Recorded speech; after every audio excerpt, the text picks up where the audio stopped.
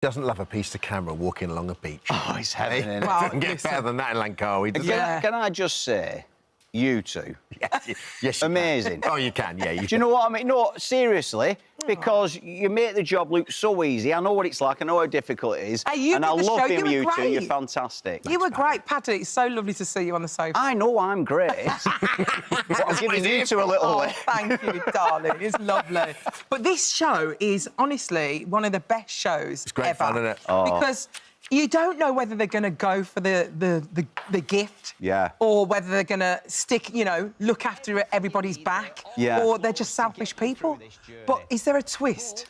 Well, the main thing with the show is, you know, in life, and we've all got friends and family like this, you're either a person who saves for a rainy day and squirrels it all away, or you're living in the moment and you're absolutely just splashing the cash and you don't think about that would be tomorrow. me. Well, this is it. So what happens with a group is it's a really lovely mixture of people from all different walks of lives, Yeah. all different social standings. So they've all come to it on episode 1 with like, I'm just going to play the game, get as much money as we can, and we'll do it for the team. About half hour into the first episode, that goes out the window. And why is that? Is that because of the temperatures? Is because it's so hot, it's uncomfortable? Why do you think it goes out the I window? just think it's human nature. I think, you know, sometimes you go into a situation, don't you? You think, right, I'm going to play it like this, you know. And a lot of shows you watch on TV, especially if they're reality-based, everyone goes in with a game plan. Yeah. But it just goes out the window, doesn't it, after you've done a couple of days. And out there in Langkawi, it was so hot. It's like being in a steam oven. You know, it's just, you just move and you're wet through. So it was really uncomfortable, and we really put them through it. And some of the temptations on this series, because it's series 2, bit of money now. Oh, Channel 4 have gone, oh, this works. Let's get involved. Put the money into it. So we've got, like, we've built swimming pools in the jungle, Chinese restaurants, we've got a British pub. Chinese restaurant. Yeah, you need that. Right. These, honestly, spas, it's absolutely mind-blowing when you see the temptations. But, you know, it's interesting because one of the guys, David, he's a vicar. And I thought, right, and he's rocked up day 1, all the gear on, and I thought, right... Got morals? Yes. How's he going to play it? And it's interesting watching it change. You know, good luck to his congregation. What is it that they want when they're in those sort of temperatures? Is it? It's not a Chinese. Is it a Chinese restaurant? Well, you know, there's big temptations like that, and then we give them secret ones as well. So it might just be a coffee and a donut, right? But no one knows about it. So at the end of the day, they find out the money's gone off the Depends. challenge. Are they normally very hungry? Are they normally very... Yeah, well, they do tasks during the day, so they might have done like a 10-mile trek through the jungle. It takes it out of you. And a coffee and a donut at the end, you know. But the trouble is that coffee and donut might be 10 grand. Yeah. Which I realise people watching in London going, reasonable. But everywhere else in the country thinks that it's expensive. So they'll take that, and then at the end of the day, when they do the kind of like, right, we've got the figure in what money's been spent. So they go, hang on, where's this 10 grand gone? Yeah. And someone sat there with all that sugar going, I've no idea. And do they come clean, do you think? Or is it like the... No, some of them don't. Honestly, I were out there, and every day there's a plot twist. It is insane. I really enjoyed it, and this group of people taking part in this show just all brings something to the table, you know what I mean? But I think it's one... It's great to watch as a family. It's one, if you've got teenagers, they'll be all over it. And it just gets you talking about what would you do if you were in that situation, really. All those best shows do, I think, don't they? Yeah. It's so good. Are you, like, in the wilderness with them, or are you in a lovely luxury hotel? Oh, luxury hotel. All the time. I look at them with binoculars, with me fluffy gown on, going, oh, that looks awful. No, I would down there with them. But, because half the time they don't know I'm there, I'm sort of, like, behind a tree. You know what I mean? I'm narrating it to the camera and what have you. But it is really uncomfortable. I mean, it is extreme, that place. It's a beautiful island, but not if you're in the jungle sort of camping. Oh, I can't wait to see it now. great, yeah. I can't wait to know who wins. So you know, don't you? You actually know. I do know, and let me tell you, my jaw is still on the floor. Are you serious? Yeah. Someone you don't expect? Yeah. Oh, I can't wait. Yeah. It's You present location shows as well. You get so immersed in the whole absolutely. that you are genuinely a viewer, aren't you? and you become a part of it because Yeah. you're out there and you're watching all the twists and turns, and you sort of you can't be seen to lead anyone, but you feel like going to someone like, what are you doing? Yeah.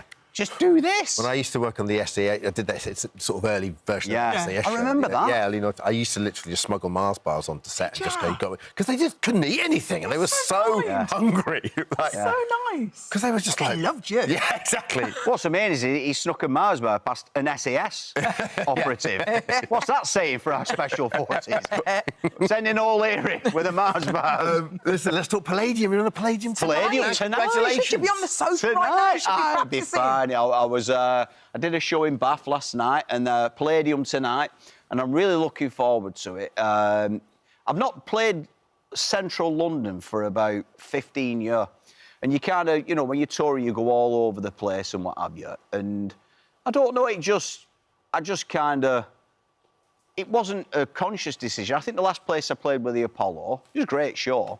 So doing the Palladium, though, with all the history behind it, you know what I mean? I've done the O2, I've done the Apollo, I've done pretty much it. That's the only place I've not done, and I'm really looking forward to it, It's very honestly. intimate there. It's beautiful. Yeah, I love old-school theatres. Yeah. I think, you know, even if you've not got a microphone, just how they were built back in the day, you know, the acoustics and everything else, it's just a lovely atmosphere. Everything of those. It's this, where the stairs take you. It's the little nooks and crannies of old theatres. Yeah, exactly. I'm really looking It's forward been lovely to it. just being out on the road again, just touring. It is, yeah, actually. I've kind of, you know, I think, you know, anyone who does a tour, there's a part of it where you go, oh, how many have I got left and what have you? But I think at the age I'm at now, weirdly, this is the most I've ever enjoyed a tour.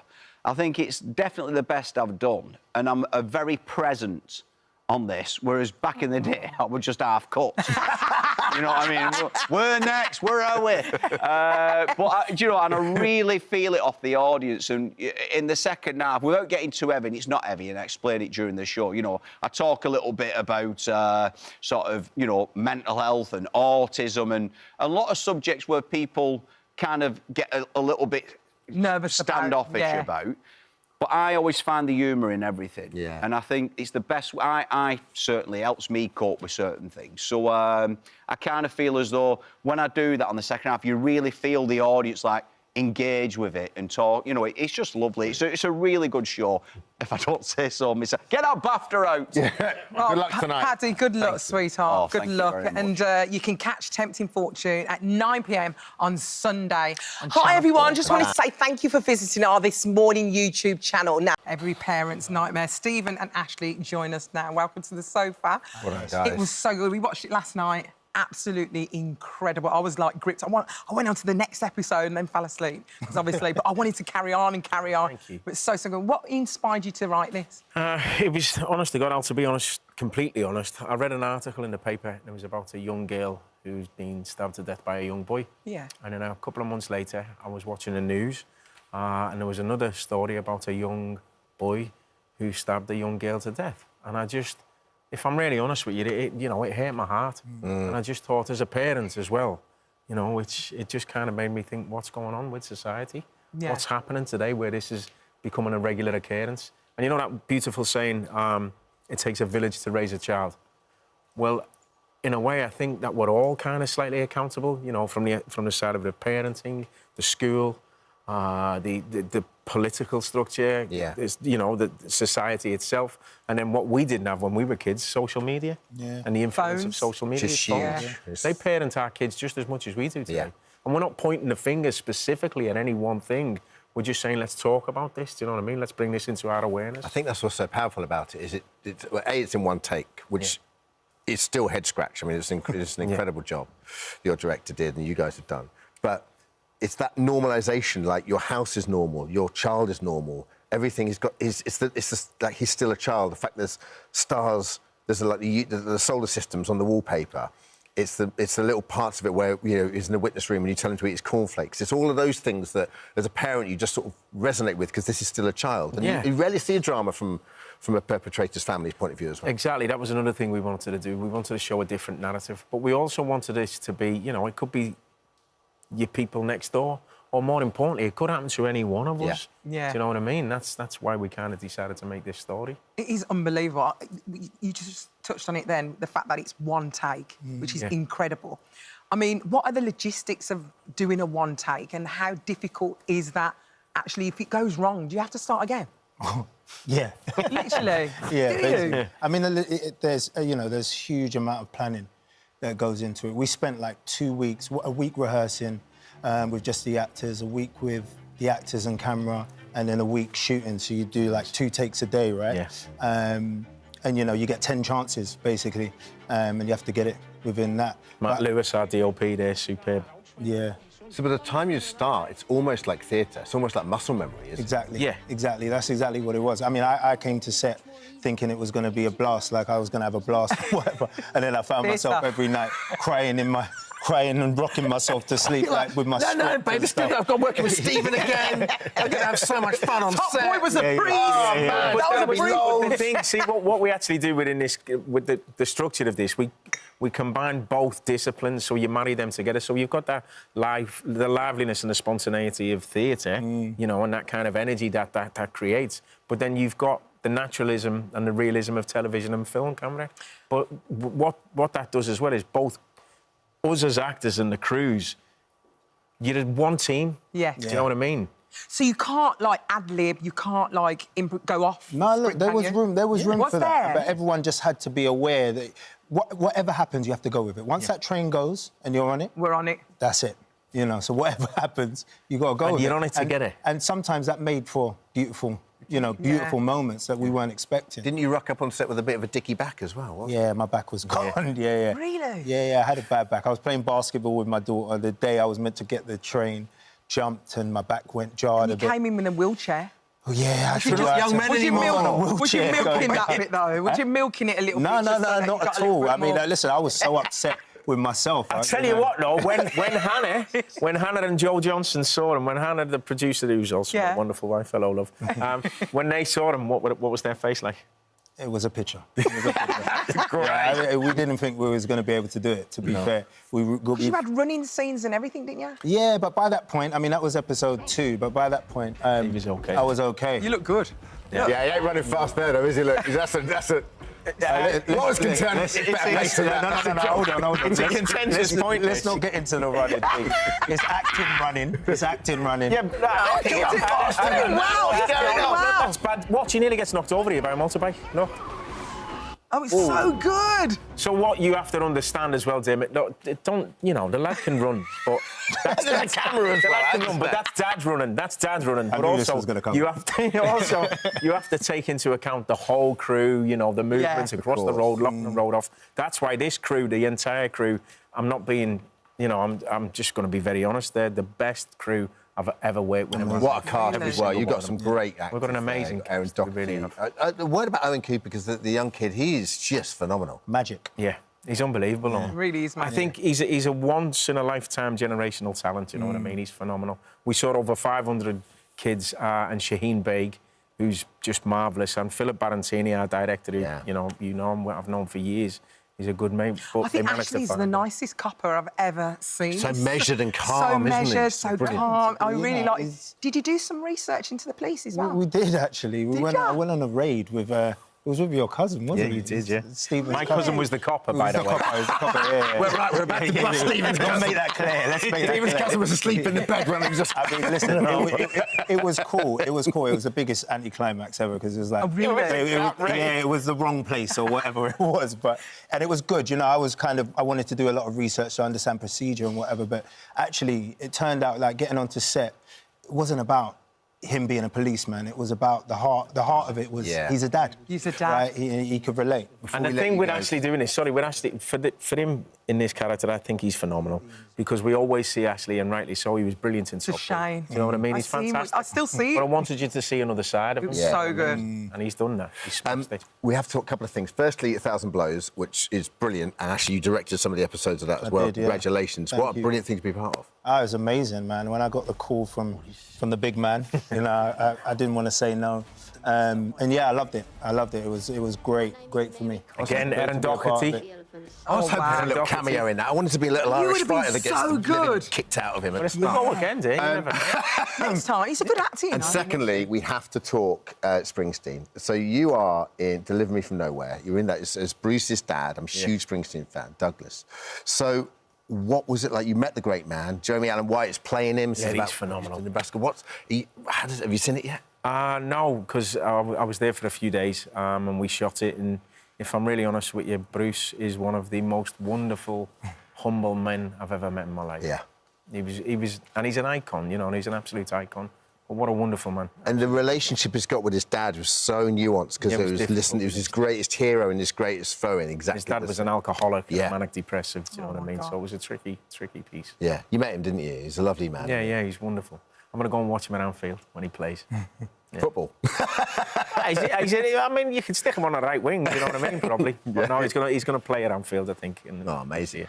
Ashley and Stephen, thank you so much. It's so good. Adolescent, you have to watch it. It's unbelievable. It's on Netflix now. Do not miss it. Thank you so much. Thank you very much. Thank you for visiting our This Morning YouTube channel. We upload new content every day, so go ahead and hit that subscribe button so you don't miss out, and we'll see you in the morning. Because Ben Miller has arrived. He's in the studio, and he's going to be talking about this brand new book. Yeah, well, he's obviously been known from TV and film. He's also found time to become a best-selling author too. So anything you can't do. 7 years after his first kids' book, he's put a twist on another classic fairy tale in Puss in Boots, and is here to tell us more. This is exciting, isn't it? I know, it's a tough market, you know, the cat children's author. Yeah, I know. Thought someone had it cornered, but turns out I didn't. It looks so good because it's actually written in the form of a diary. You should have thought of this. It's so It's a lot good. easier to write a diary. That's what I discovered. Yeah. None of that he said, she said stuff. Don't have to describe anything. But isn't it? I imagine it's quite a tricky construct because you know, it's not like a classic narrative of ABC, is it? There's two things that are quite interesting about them. One is to tell the story. Obviously, the character's got to be there at every moment in the story. And the other, you've got to have a character the kids really, really want to see the world, you know, through their eyes. And a cat, first person this as well, I particular guess, cat, yeah, it's first person. I think that's great for early readers, though, because, you know, I did this and I did this and I saw that and I went there, and I think they're immediately involved in the story. And looking at the world through a cat's eyes, a cat who thinks he's a little bit cleverer than he actually is a fun way to see the world. And did someone sort of read? Does someone not own? But is there an AA? There's not an AA film for Puss in Boots. It's just more of a fairy tale and a myth. Like it's not like you had to get a family. Quite an old fairy tale. That's just really interesting. And this is the old version. This is the classic. This is like the classic version. So, and the setup is brilliant, which is there's an ogre. I'm not entirely sure what an ogre is, but it doesn't sound good. No. And the ogre eats the miller, and therefore the miller's son and the mill cat have to find somewhere to live. They've got to make their way in the world. Yeah. And the cat, being thinking he's cleverer than he is, thinks, I'm going to fool everyone into thinking I'm a human, and I'm going to go to the palace. So I'm going to get some boots, little outfit. I'll go to the palace, and I'll convince them that the miller's son is a lord, marry him off, and then we'll all live happily ever after. Yeah. The plan doesn't go well. No. But it is such a fun story, because you've got this... And the bit that's missing in the fairy tale, which I wanted to write, was the bit where the cat dresses up as a person for the first time. Getting his boots on. Quite painful as a cat. Beautiful illustrations as well. Oh, I've got a fantastic illustrator. And he's Elisa walking on 2 Paganelli. feet. You're walking on 2 feet. Yeah, he finds it a bit real strain. Yeah, no, it's very uncomfortable. It's exhausting. Muscles the whole he's thing. never used before. Ow! Yeah, exactly. It's like, I didn't know this was even possible. Yeah, so, really, I've got a brilliant... I mean, it was lovely to see that illustration there. Brilliant illustrator, Elisa Paganelli, who brings all of the characters to life in the story. They're beautiful animation. They're really gorgeous. But what's so amazing is it's in diary form. Some of the chapters are really short. Short chapters. Big writing, lots of pictures. I love it. I think the hardest one for me to write was the one that says, nothing much happened today. The thing is, as soon as I go to bed and read a chapter, I'm done after half a page. Well, so also, I think as this a book parent, is also for adults. reading as well. to your kids, good for adults, good for anyone who basically, I think with costs kids a lot to read. It costs them a lot of energy and effort. So it gives them that immediate reward. I've just finished the chapter. Because they're getting through I'm it. turning the pages and I'm getting through it. But also that crucial thing where your kid says, when you've got, you know, you've slightly miscalculated things, it's late and you've got to get into bed, and they said, can I have a story? And you go, nothing much happened. There you go. I'll be doing that chapter over and over again. Well, that's my world at the moment as well. What do your kids make of it? Well, my daughter's quite a stern critic of mine. My how old is she? daughter, She's Lana, 9. 9 years old. Yeah, she loves this sort of diary form. She's not one to hold back. I do try to. I check everything out with my daughter. You know, the stories. Obviously, I try them out on her. Do you know Puss in Boots? Do you know the story? And work on it with her in the car in the morning. I mean, they really earn their keep, those kids. But I'll give you a little, example of how unimpressed she can be. I was in Paddington 3. That was that picture there, wasn't it? I was there, and I managed to wangle a ticket to bring Lana with me. Yeah. We turn up to the Greatest dad in the world. I mean, that's greatest Best dad in the world. right? Best dad in the world. We have our pictures taken on the red carpet. We go inside and the movie starts. I mean, it's a big deal, isn't it? You see the stars coming in. It's Paddington. It's Paddington 3. Peru. I mean, absolutely phenomenal. The movie starts. I'm in at the beginning, and I've got a couple of lines, and I give Paddington this umbrella, and then I'm not in it. He goes to Peru, and she turned to me. She said, "Have we come all this way for that?" I said, "What are you talking about? It wouldn't be a story if I'd given him that umbrella. Nothing would have happened. He'd have been lost. There would be no Paddington in Peru. I'm your dad. And I'm your dad. Children are so honest, though, aren't I they? know. They just honest. tell it. Well, do they like the book? I mean, would they even dress up as one of the characters, maybe on World Book Day or something? That's the thing. I would love it if my own kids would dress as... kids do dress as my characters on World Book Day, and I love it. Yeah. I got this character who, in a book called The Boy Who Made the World Disappear, where he gets given, instead of a balloon at a party, children's party, he gets given a black hole on a piece of string. And every year I get kids posting photos with a black balloon on a stick like this. That's so costume, cool. isn't it? Brilliant idea for a costume. My daughter will never dress as any of my characters. This year we had Trunchbull, I think she came as. Also, last year she should have done it by now. That's the thing, because she's 9 now. I know. Before we let you go, Professor T is coming back, right? Very excited. We've got a new series of Professor T. So at the end of the last series of Professor T, it ended on a big sort of emotional moment when one of them, Lisa, the main detective in the show, lost her life. Yeah. And it was devastating for all the other characters in the story. This is we're moving into a much lighter story now in this new series, and it kind of love is in the air for all the characters, and love is also in the air for Professor T, who begins to have a relationship with his psychotherapist. Oh, my goodness. Wow. It's never straightforward, is it? But I'm really excited about that, yeah. And what can you tell us about Austin? This is something you filmed in Australia. With I can Sally just Phillips. tease this. Yeah, I filmed it. This is a comedy show. I've just got back from filming the second series in Australia. It's been a big hit in Australia. It's coming here, I think, in April. It's a half-hour comedy about the main character, Austin, is played by Michael Theo, and he came to fame in a show called Love on the Spectrum, which is sort of dating for people on the autistic spectrum. He became a huge star from that, not just here and in Australia, but also in the US. And we've developed this show around him where I play a children's author, big stretch. Sally Phillips plays my wife, who's the illustrator of these books that we do. And we go to Australia on a book tour, and he turns up to the book tour and tells me he's my son. Oh, my goodness. And then we have to kind of deal with that for the rest of the series. But he's the most brilliant comedy actor, and he sort of plays a version of him, not himself exactly, but a character quite close to himself. And he got nominated for an Australian BAFTA this year. So, yeah, his first acting job. I can't wait. Ben, there's so much going on. Yeah. Let's talk about the book. This is Ben's new book, The Diary of a Puss in Boots. And it's out now. Thank you so much for joining us. Yeah, it was out today, I think. Very good. Yeah, thank you. Almost too good. Thanks for visiting our This Morning YouTube channel. We upload tons of new content every single day. So hit the subscribe button, like all the videos, and don't miss out. We'll see you in the morning.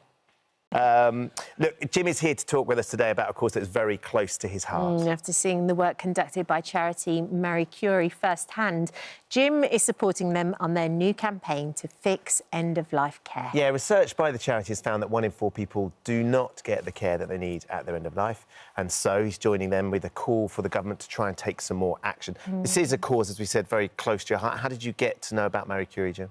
Well, I can't really remember, Ben. I mean, I've been an ambassador for Marie Curie for about 10 years. I can't remember what the initial connection was, but a very good friend of mine nursed his sister through the end of life. And she was only in her 50s and had terminal cancer, and he couldn't have done it without the support that Marie Curie gave him. I mean, in sort of coming to the home, she saw the end of her life at home, which is what most of us would want, I think, wouldn't we, rather than in a hospital or a hospice. And seeing how they supported his sister and him, because the carer, I mean, obviously it's psychologically really difficult and exhausting to care for someone at that stage. So I thought, well, this is fantastic. They're great at what they do. They're the leading end-of-life sort of providers. So I'm very happy to support them, and particularly in this new Fix the End of Life campaign. Yeah. Because, you know, you want the end of life to be it's hard enough. Yes. So you want it to be easy. You want to be surrounded by family if you can. I think most people would prefer to die at home. And at the moment, in the last year of life, about 80% of finance goes into hospital care, and of that, about half goes into emergency A&E care, and only 4% goes into palliative care. And we'd like the government, who are looking at this situation, they're coming up with a new 10-year strategy for the NHS. So this seems like the perfect time to talk about, could you look at a long-term strategy for palliative care so everybody's got access to it in the way that's best for them, really. And, you know, Marie Curie are very strong on this. They're a remarkable charity. I know how closely one of my good friends, Chris Kamara, Cammy, works with them, and the difference that they made to his mother-in-law's life at the end of her care. And the Daffodil campaign is such a massive campaign for them, isn't it? It is. I mean, this is March. This is the daffodil. It's the season of daffodils in the garden. It's the Daffodil campaign, and I think this is the 39th year of the Marie Curie. Yeah. So we you know, we'd ask everyone to try and support Marie Curie at this moment. I think last year we raised 1.3 million. So if people can go to the Marie Curie website, there's all sorts of different ways that you can support, you know, and their work. Getting nurses into homes and their research and this current Fix the End of Life Care campaign, it all goes to support that. So go to the website and have a look, see how you can help out. That'd be great. I think one of the really important things, as you say, the government's doing this review, and that we know that they've said that they're going to be investing money into this as well to help support the work of hospices and end-of-life care. Is it? They're putting 100 million in, which is fantastic, but that's sort of going into bricks and mortar facilities, you know, and if you're not near a hospital or a hospice, then, you know, it can be a bit patchy, that. I mean, I'm not knocking it in any way. And, you know, Marie Curie worked very closely with the NHS.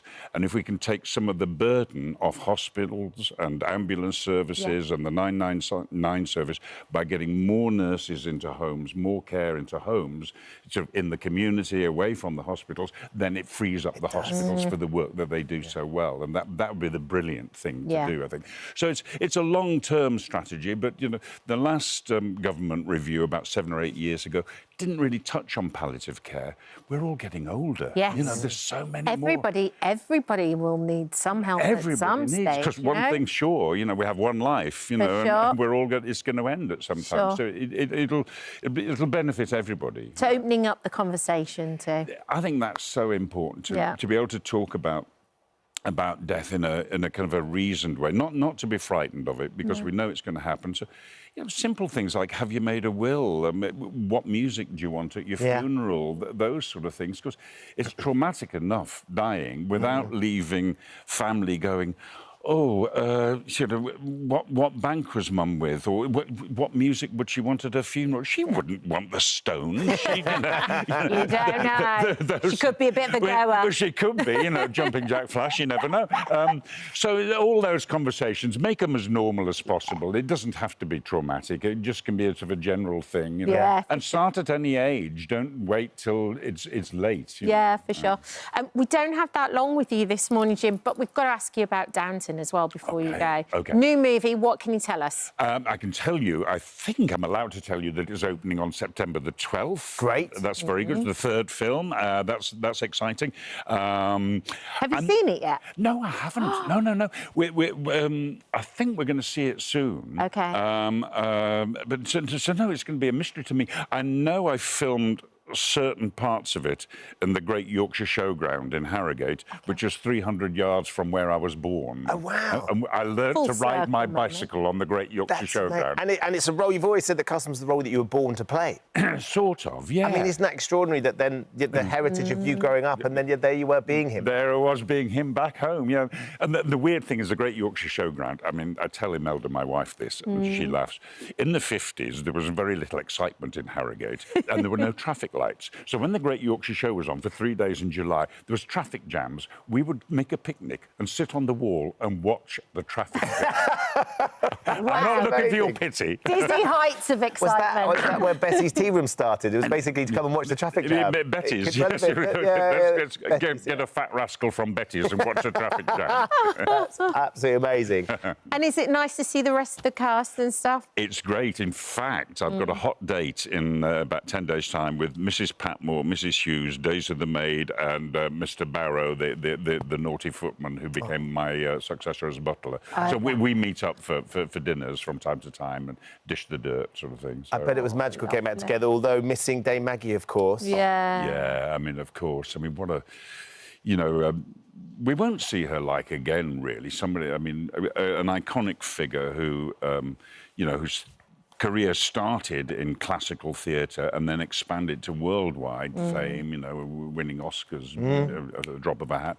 And how lucky we were to have worked so closely with her for so long in Downton Abbey, I mean... Those lines as well that she'd deliver. Zing, zing. They were so good. Get me back another time and I'll tell you about when Maggie Smith met Shirley MacLaine. I mean, that was a meeting over that. Divas! Wow. Yeah. We need that. We need the inside on that. Yeah. For sure. Jim, out of time, thank you so much for coming in. Thank you. Lovely to see you. As we say, really, really pleased that you come in and talk a lot about the Marie Curie end-of-life care campaign. I think it's really, really important. Thank you for your support on that. That's really appreciated. And we'll pass on your comments to Sam as well. He'll be thrilled to know you had your head in your hands as he tried his best. Yeah. Thank you for visiting our This Morning YouTube channel. We upload new content every day, so go ahead and hit that subscribe button so you don't miss out, and we'll see you in the morning.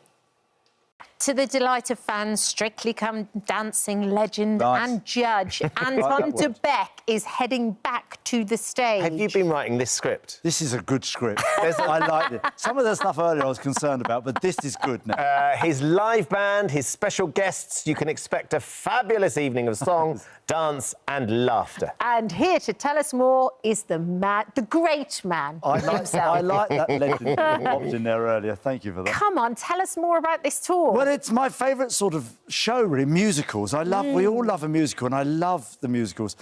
So we have it's a bit of a magic at the musicals, really. Yeah. And I've got this incredible band, of course. Everybody's been to see me before. Will know the band. They're an incredible band. Wonderful dancers. The fabulous Lance Ellington's joining me again. Amazing. And I've got Lauren Oakley with me from Strictly this year as well, joining me as a special guest. She is, as we know, exquisite. And we're doing numbers and choreography from musicals, but we're sort of packaging it. So we do, rather than just one number per musical. So, for example, we've got a lovely My Fair Lady section, which is my favourite. And we'll do 3 or 4 numbers from that, and then we'll segue into Anything Goes. We'll do 2 or 3 numbers from Anything Goes. Then we'll go on to Sound of Music, and we'll do some numbers from Sound of Music. Your wife's favourite, right? My wife's favourite. It's your wife's favourite. You've got to keep the wife happy. Well, you're absolutely right. Yes. Tremendous. Well done, you. Yes, thank you. And so we go through, but we have as is always with these things, and I do like to chat to the audience, and I wasn't going to do that this time, but I am, because, you know, people are changing costumes and stuff, and so I go, oh, hello, my love, how are you? Lovely jubbly, and all that, and we're having a chat, and we do a few stories, and this has become now a thing in the show. It wasn't a thing, it's become now a thing. So I asked the audience, what's your favourite musical? What's your favourite musical? Oh, what is my favourite musical? I very much like West Side Story. West Side Story. And Ben, what's your... a couple. Book of Mormon. Book of Mormon. Is that rare? We'll come to that as well. We like that one. Yeah. And, and then I do this. I've got a bunch of people. Now, and obviously, we don't have all the musicals, so many musicals. We haven't got them all in the show. We've got the selection. But this has now become a thing. So in the second half, because I've got this incredible band, we sort of busk up some numbers from musicals. And we call it the musicals that aren't in the show musicals. Oh, wow. So it's like a sing-along. You'll ask someone... Well, no, not for them. Not for the audience. Just so the audience will say, I really like Five Guys Named Mo, and you'll find something from Five Guys Named Mo. And then we'll put that into... We did a bit of Phantom the other evening. I played Christine. It didn't go down too well. And Lance was playing... Raoul. and we end up doing this section in the second half. Sing for me. Sing for me. Wait, hold on. But what do you do with the words? Because do you know the words? No, so we bring on the iPad, we Google up the lyrics, the band play this... Because the band is such genius. They can just do it. My musicians are the greatest in the world, I have to tell you. And they can play anything. And Clive Dunstan, my MD, he looks at the... And they've probably been in the show, like Howard, for example, who's on the sax. He's done... Sexy saxophone. He's done he's in Wicked at the moment as well, and they've all done stuff. And so they start playing, and on we go. And I love it. It's such a fun... brilliant part of the show. It wasn't in the show. No. These things are sort organically, it's come about. It's like when you did your one-man show and the questions you got for the audience was such a special part of that event when I came to see you there, because everybody feels like, you know, it's personal for them, and it's always different, which keeps it live for you guys. Which is great for us, because we always, you know, it's always a new show for us. I mean, we had a couple of teething problems in the first couple of shows. I mean, I have one moment which I shall never forget. I came out and sang entirely the wrong song. Apologies to everybody who came to that show. You what? But, oh, no, I had an absolute nightmare. I came out all sort of enthusiastic, had a quick change, and came out with the wrong song. Doesn't the music help? No. I was beyond listening. I was just out. Whoosh! In olden days. That's the wrong song. Oh, my God. And we sort of work our way back into the right song. But it's great. I mean, that's live theatre. That's the joy of live theatre. But we're, you know, it's all bedded in now. So, and out of that come these little gems, you know, of the musicals that aren't in the musical part. But the show numbers are incredible. So, you know, the section... For example, I use My Fair Ladies as an example. It's my favourite bit. And we've got, you know, Candra and Ebb section there. We've got Chicago, and we've got a bit of Cabaret, and we've got Moulin Rouge in there. Oh, fantastic. And we've got a bit of Dreamgirls. We've got Lucy Nolan, who sings wonderfully, does that great note. And Lauren, she makes an amazing Eliza. She sings these numbers with great character. She's got a great voice. So it's, you know, I'm really delighted with it. It's a great show. You do love your musicals. I love them. So what happened with Who Wants to Be a Millionaire? Yeah, well, see, what happened was, it was a trick question. Millionaire musicals question. It's all or nothing, in you go. There you go, he's handed me one, hasn't he? He's gone, here, I have that one for free. And I was like that, I know the answer to this. Because, you know, I know the music to Moulin Rouge. I know the music to I've got a West End show that does all about musicals. It's got it in it. I've listened to all the music. Oh, no, disaster. You got it wrong. So what did you do? Well, I had to because I was money. I was on 16. Everybody knows the show. I was on 16,000, but I hadn't put the ceiling thing up. Yes. You know, and so it was going to drop to 1, and I went like that, and he went, "Are you sure?" I've got it down to 2 musicals. I can't even think about it. It makes it a bit peculiar. And I went, "If I get this wrong, I'll pay the money myself." He went, "Well, you've just lost 15 grand." Oh, I went, "Oh my God." Fabulously, though. This is the call. Darling, Can you get the checkbook? Could you get the checkbook out? Well, I think you gave the money. I think yesterday yesterday. we got a lovely bit of footage. So this is you. We had a lovely afternoon tea. You've got a big checkbook, Anton. Well, I have. It's very spectacular. It doesn't come out very often. But we, it's laminated as well, just in case. That's how often I use it. But it was, we had an afternoon tea for the charity yesterday. Fabulous. Which we raised a lot of money for the sick children. So everybody who came to that, thank you very much for supporting the charity. It's gratefully received. And then I handed over the £15,000 cheque that I owed the charity. But I'm just disappointed I couldn't have ploughed on and got more money for the Yeah, charity. because it's the always least I there. could do. It's amazing what happens when you're under that sort of pressure. You're going on tour again in the summer with Gio, of course. Yes, we're doing that. We're going out in the summer, which we're looking forward to. The reaction to you guys being together is wonderful. You know, we call it Together, the show. We're calling it Together again, and I'm looking for. I haven't seen him for a few months. He was away in Italy doing the Italian show. He's been on the road doing his show. So we'll get together in May, and I'm looking forward to it, and it'll be lovely. I'm looking forward to the show because I think we're going to do. I'd like to think we're going to do some new numbers, but some old numbers because we've done a lot together, and some great stuff. So I think we might revisit one or two great numbers that we've done in the past. So, you know, it's like you do these shows and you go, oh, well, once you've done it, you may never do that again. It seems a waste, so we're going to put it together. Nice to recreate some of that. Yeah, lovely. Recreate the magic. Lovely. Sure. Anton, always a joy Lovely to see you. both. Lovely Thank you. Thanks for the percussion during Spin I Spin was as well. trying to help Next time the you best can I do the could. wheel. You did? Spin. Catherine got £2 grand? Yeah. £2 grand, lovely. And Anton de Beek at the musicals travels to Durham on Friday. And he's going to sing the right songs to the right music. I'm all over In it the right now. time. I'm right up to speed. I'm bedded in. I'm good to go. Now, it's a condition that affects more than 1 million people in this country, yet obsessive-compulsive disorder is still widely misunderstood, and it's a condition that our next guest has been learning to live with since childhood. Yeah, starring in hit TV shows, including, of course, Downton Abbey, Tuppence Middleton appeared to be the epitome of confidence. But behind the scenes, her life was controlled by terrifying, intrusive thoughts and repetitive, compulsive rituals. Now Tuppence has opened up about the extent of her condition for the first time in her new memoir, Scorpions. And as she's preparing to take to the West End stage again tonight, Tuppence has taken a break from her busy schedule to tell us more about the book. Firstly, you started last night in The Years, which saw on Saturday. I'm still reeling from. Yeah. How did it go?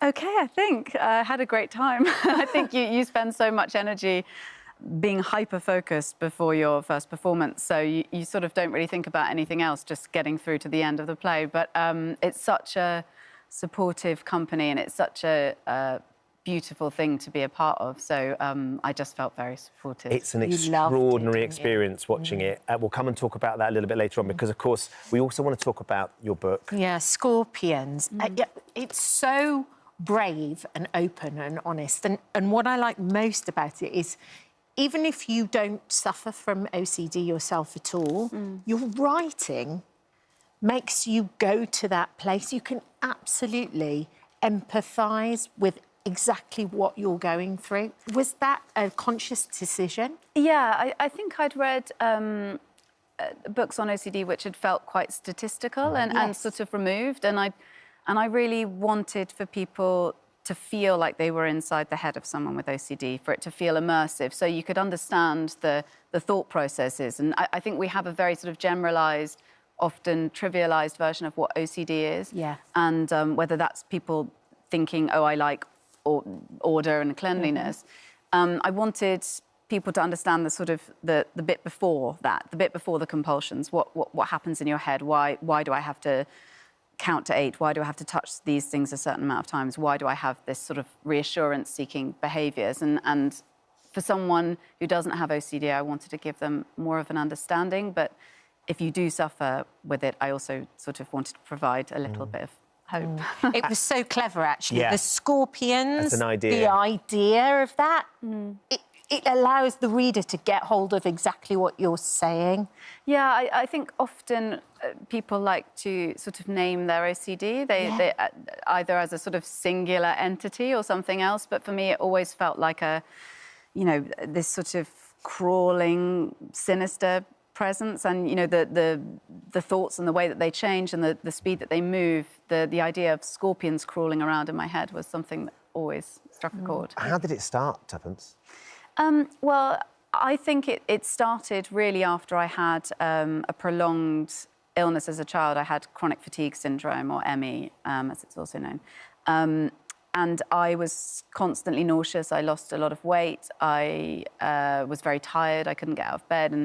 And that lasted for a few months. And when I finally recovered, I started to get symptoms of OCD and perform these sort of checking behaviours and a lot of counting rituals. So I would look at things in my room which were square and count the corners to a count of 8, and then it would be checking certain things in the kitchen, checking door handles, worrying about getting sick, which was a huge drive, I think, as a carry through from my illness, that I'd had this prolonged nausea and never had any resolution. So I think that turned into emetophobia, which I talk a lot about in the book, which is a fear of vomiting, and that drives a lot of those cleanliness compulsions. And did it kind of spiral out of control pretty quickly? Because what you're talking about was when you were about 10 or 11. Yeah. You stopped going to school. Your mum must have been so upset and terrified, not knowing exactly what it was. Yeah. Did it spiral out of control fairly quickly, or did you get some help? And how long did it take you to get the diagnosis? It was quite gradual. I mean, it was something that we initially went to our GP about when I was 11 or 12, when it first started to show up. And then I sort of managed it through school. And the thing about OCD, which I think is quite difficult and which I wanted to shed light on, is that it's such a private thing, because so much of it is internal thinking, then you can hide it from people. And a lot of my checking behaviours revolved around my home. So once I had kind of left a place of responsibility, I suppose, then it was much easier to cover it up. So it was at its worst in my early and mid-20s, when I was sort of studying, but then just after that, when I'd started working the first few years after drama school. And then I sought various different types of help. I tried CBT therapy, cognitive behavioural therapy. I was on medication for 2.5 years, which was an antidepressant often prescribed for OCD. And then eventually I had a course of talking therapy as I was coming off medication, which was the thing that helped me the most. But it's so individual, I think. So individual. You're a mum now as well, and you work in a world which is very high profile professionally. Yeah.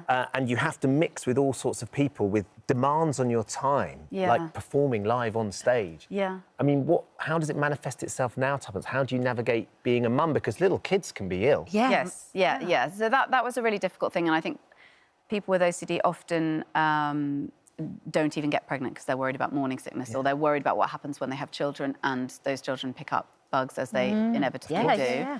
I think a lot of preparation is involved. There's two sides to it, I suppose. You have this distraction which requires a lot of your focus. So in that respect, sometimes it can distract me from routines and rituals that I set up, which is a great thing. And then on the other hand, there is this huge anxiety about, going to a soft play or going to nursery and picking up bugs. And so then I have these sort of kits which I built in case she gets ill. And I have a very understanding partner, and it's a lot about preparing yourself for those situations. Being organised. Yeah. Yeah, absolutely. It's just so tricky, I think, to manage it within society too, and people's perceptions of it, because we've seen interviews that you've done where people sometimes just trivialise it, actually. Yeah. You received a mug as a present. Yeah, which said obsessive-compulsive on it. Yeah. And something that I talk about in the book too, I find it hard to imagine someone having a mug with PTSD written on it. It's a mental health condition, and it's just because there are elements of it which may seem kind of ludicrous to people, then it's still very serious to the person who has it. And I think in terms of work, I now feel much more able to speak to co-stars or speak to, if I have an intimate scene with someone and tell them this is my particular anxiety, and please let me know if you have any kind of contagious illness that could potentially throw up some problems. It's fascinating.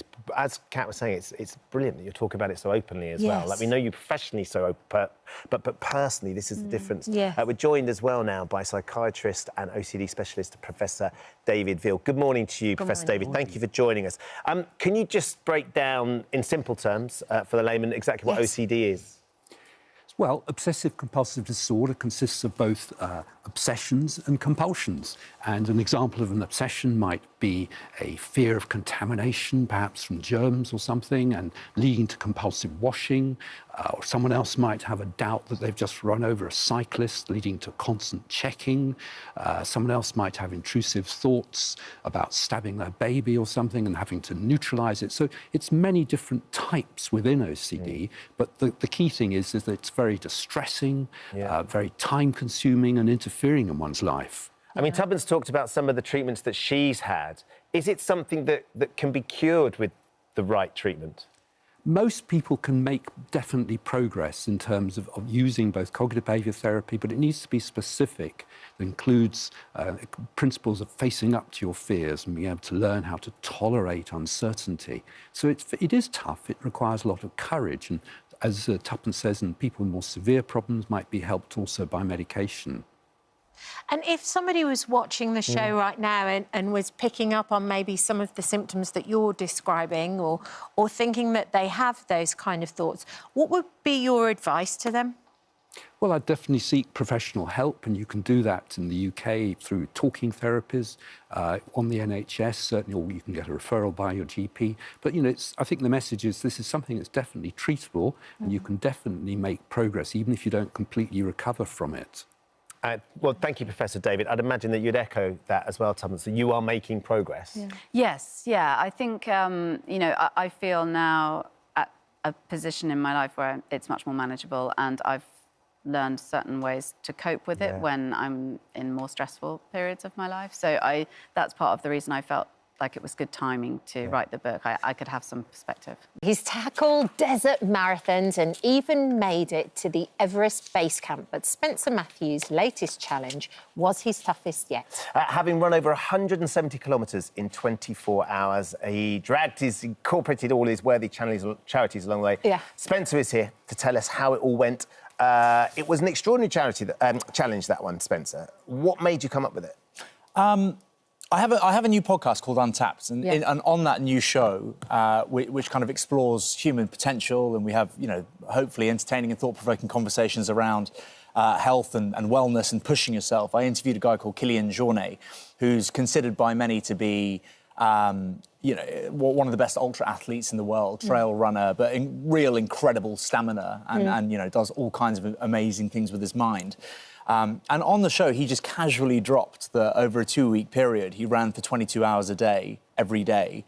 For 2 weeks? Yeah. And I was just like, what? And I kind of suddenly started looking at Strava and other athletes who are kind of far superior to me, and discovered that 24-hour running is a thing. Like, there are, you know, people do it. There are teams and all kinds of stuff. So I'd just never given it any thought, and I thought, I wonder if I could run for 24 hours. And I knew that the experience of doing it would be interesting to me. Of course. So yeah, planned it on the kind of Monday. I'd been wanting to do it since interviewing Kylian. Planned it on the Monday and did it on the Friday. What sort of preparation do you have to do, though? Monday to Friday, apparently. Yeah. It's not very long. It was an interesting challenge in the sense that there was a lack of preparation, and there were questions that were unanswered. And it was, I don't know, that I wouldn't suggest, by the way, tackling something like that with no preparation. But for someone like me who has, you know, I was fortunate to become a world record holder last year. We planned that so specifically, meticulously, and took out kind of most risk. And it didn't diminish it, but it made it that much more achievable because, you know, I put in the countless months of preparation and stuff. So the end result had less question marks around it. So with this 24-hour run, I wasn't really sure of completing it. There was a lot of questions around it. So for somebody like me, it was a fun battle with myself to see if it can be done. And I really enjoyed it. It was a big mental battle at times, but also quite a beautiful thing. You know, I was really proud of it. A beautiful thing, a mental battle.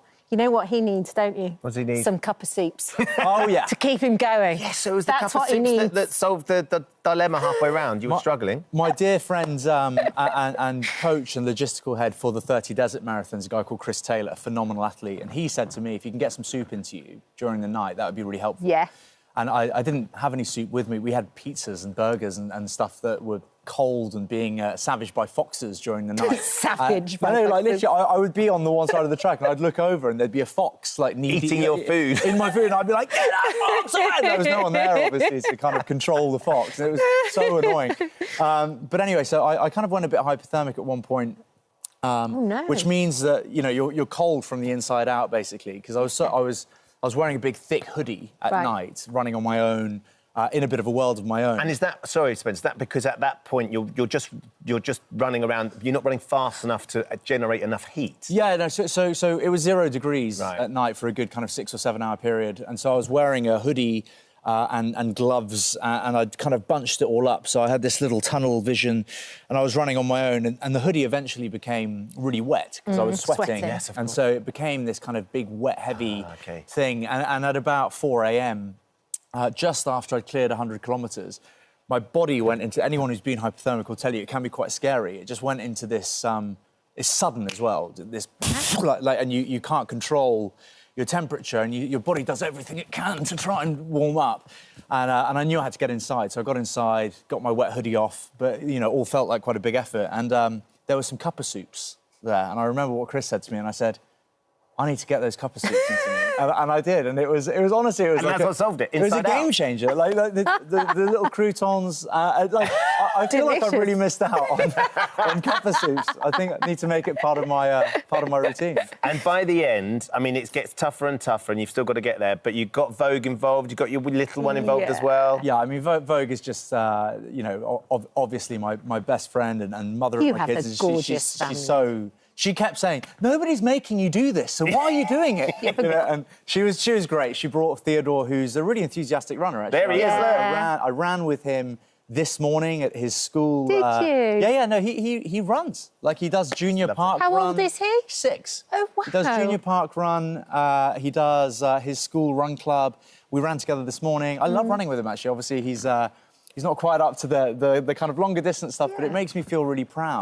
But was he not frustrated that you were running so slowly by the end? Yeah. Like, Daddy, what's going on? Come on. He came at the very end when obviously I was kind of, you know, just mustering together the energy to kind of keep moving, and he was like, why are you going so slowly? And I was like, I haven't stopped since you started running with me yesterday. And he kind of struggled with that. He didn't quite understand what I meant by the fact that I'd been running, you know, for the full day. Yeah. But he's brilliant. He's a really, you know, he's well, I'm struggling to call him a talented runner at his age, but he's certainly got the appetite for it. It sounds like And he's he got a likes lot it. of drive and a lot of ambition. I think it's interesting, because, Spencer, you've said recently that you want all of your kids to find their own way in life. You're not necessarily going to leave a load of legacy for them, inheritance and stuff. You want them to achieve off their own back. Well, I mean, I think it's important to help your kids if you can, and give them a steer in life, obviously. You know, as my dad has helped me, and my mum has helped me from time to time. But yeah, I think, you know, trying to understand how to make your own way in life is really important. Feeling proud of yourself for your own achievements, you know, not being given everything on a plate, I think is what I meant by that, is important for the development of the child. You know, you need to try to earn your own way in life. That's not to say that, you know, I wouldn't give my kids a helping hand. Do you think when you look back at your early life, late teenage years, your early 20s, when you went through a lot of turmoil and your Made in Chelsea all happened and you were drinking and stuff, that actually maybe you had experienced a little being given too much at an early age and just sort of not necessarily finding your path?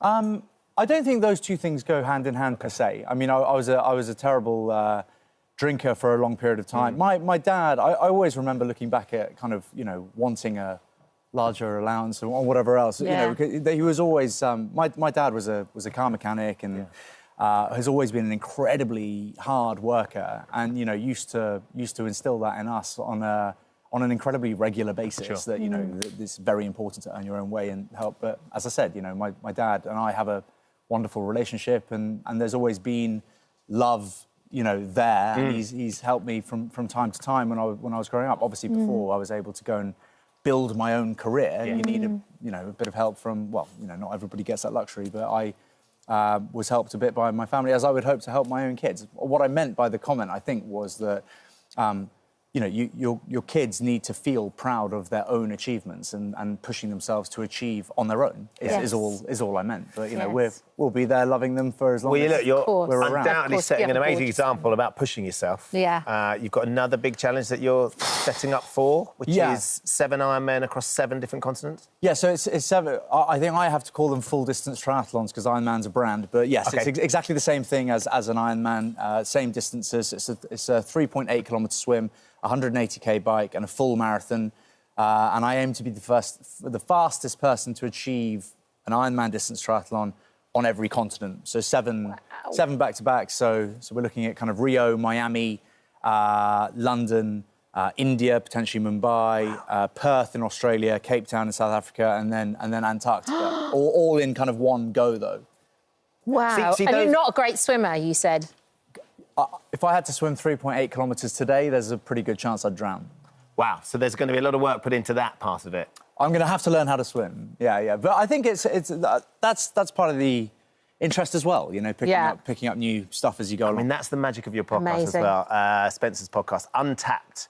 You can get it Mondays, wherever you get your podcasts. It's you and Jake, and it's all about finding that sort of untapped ability that you don't necessarily know you have yet. Yeah, I think we're all capable of you know, a lot more and doing really interesting things. And I think people are bound by boundaries boundaries getting in the way of stuff. I think boundaries are perceptions, and I think you know, if you're the kind of person that's listening, going, I could never run a half marathon or I could never run a marathon, I'm here to tell you that's simply not true, right? And that part of the podcast is to try to inspire people to, not me, but our amazing guests, to try and inspire people to understand that they can do more and potentially push themselves a bit harder. All for that. Well, good luck with it. Yes. We wish you well. And send our love to Vogue too. I will do. Thank you very much Great for coming to on the see show. you. Thanks, Thank you for visiting our This Morning YouTube channel. We upload new content every day. So go ahead and hit that subscribe button so you don't miss out.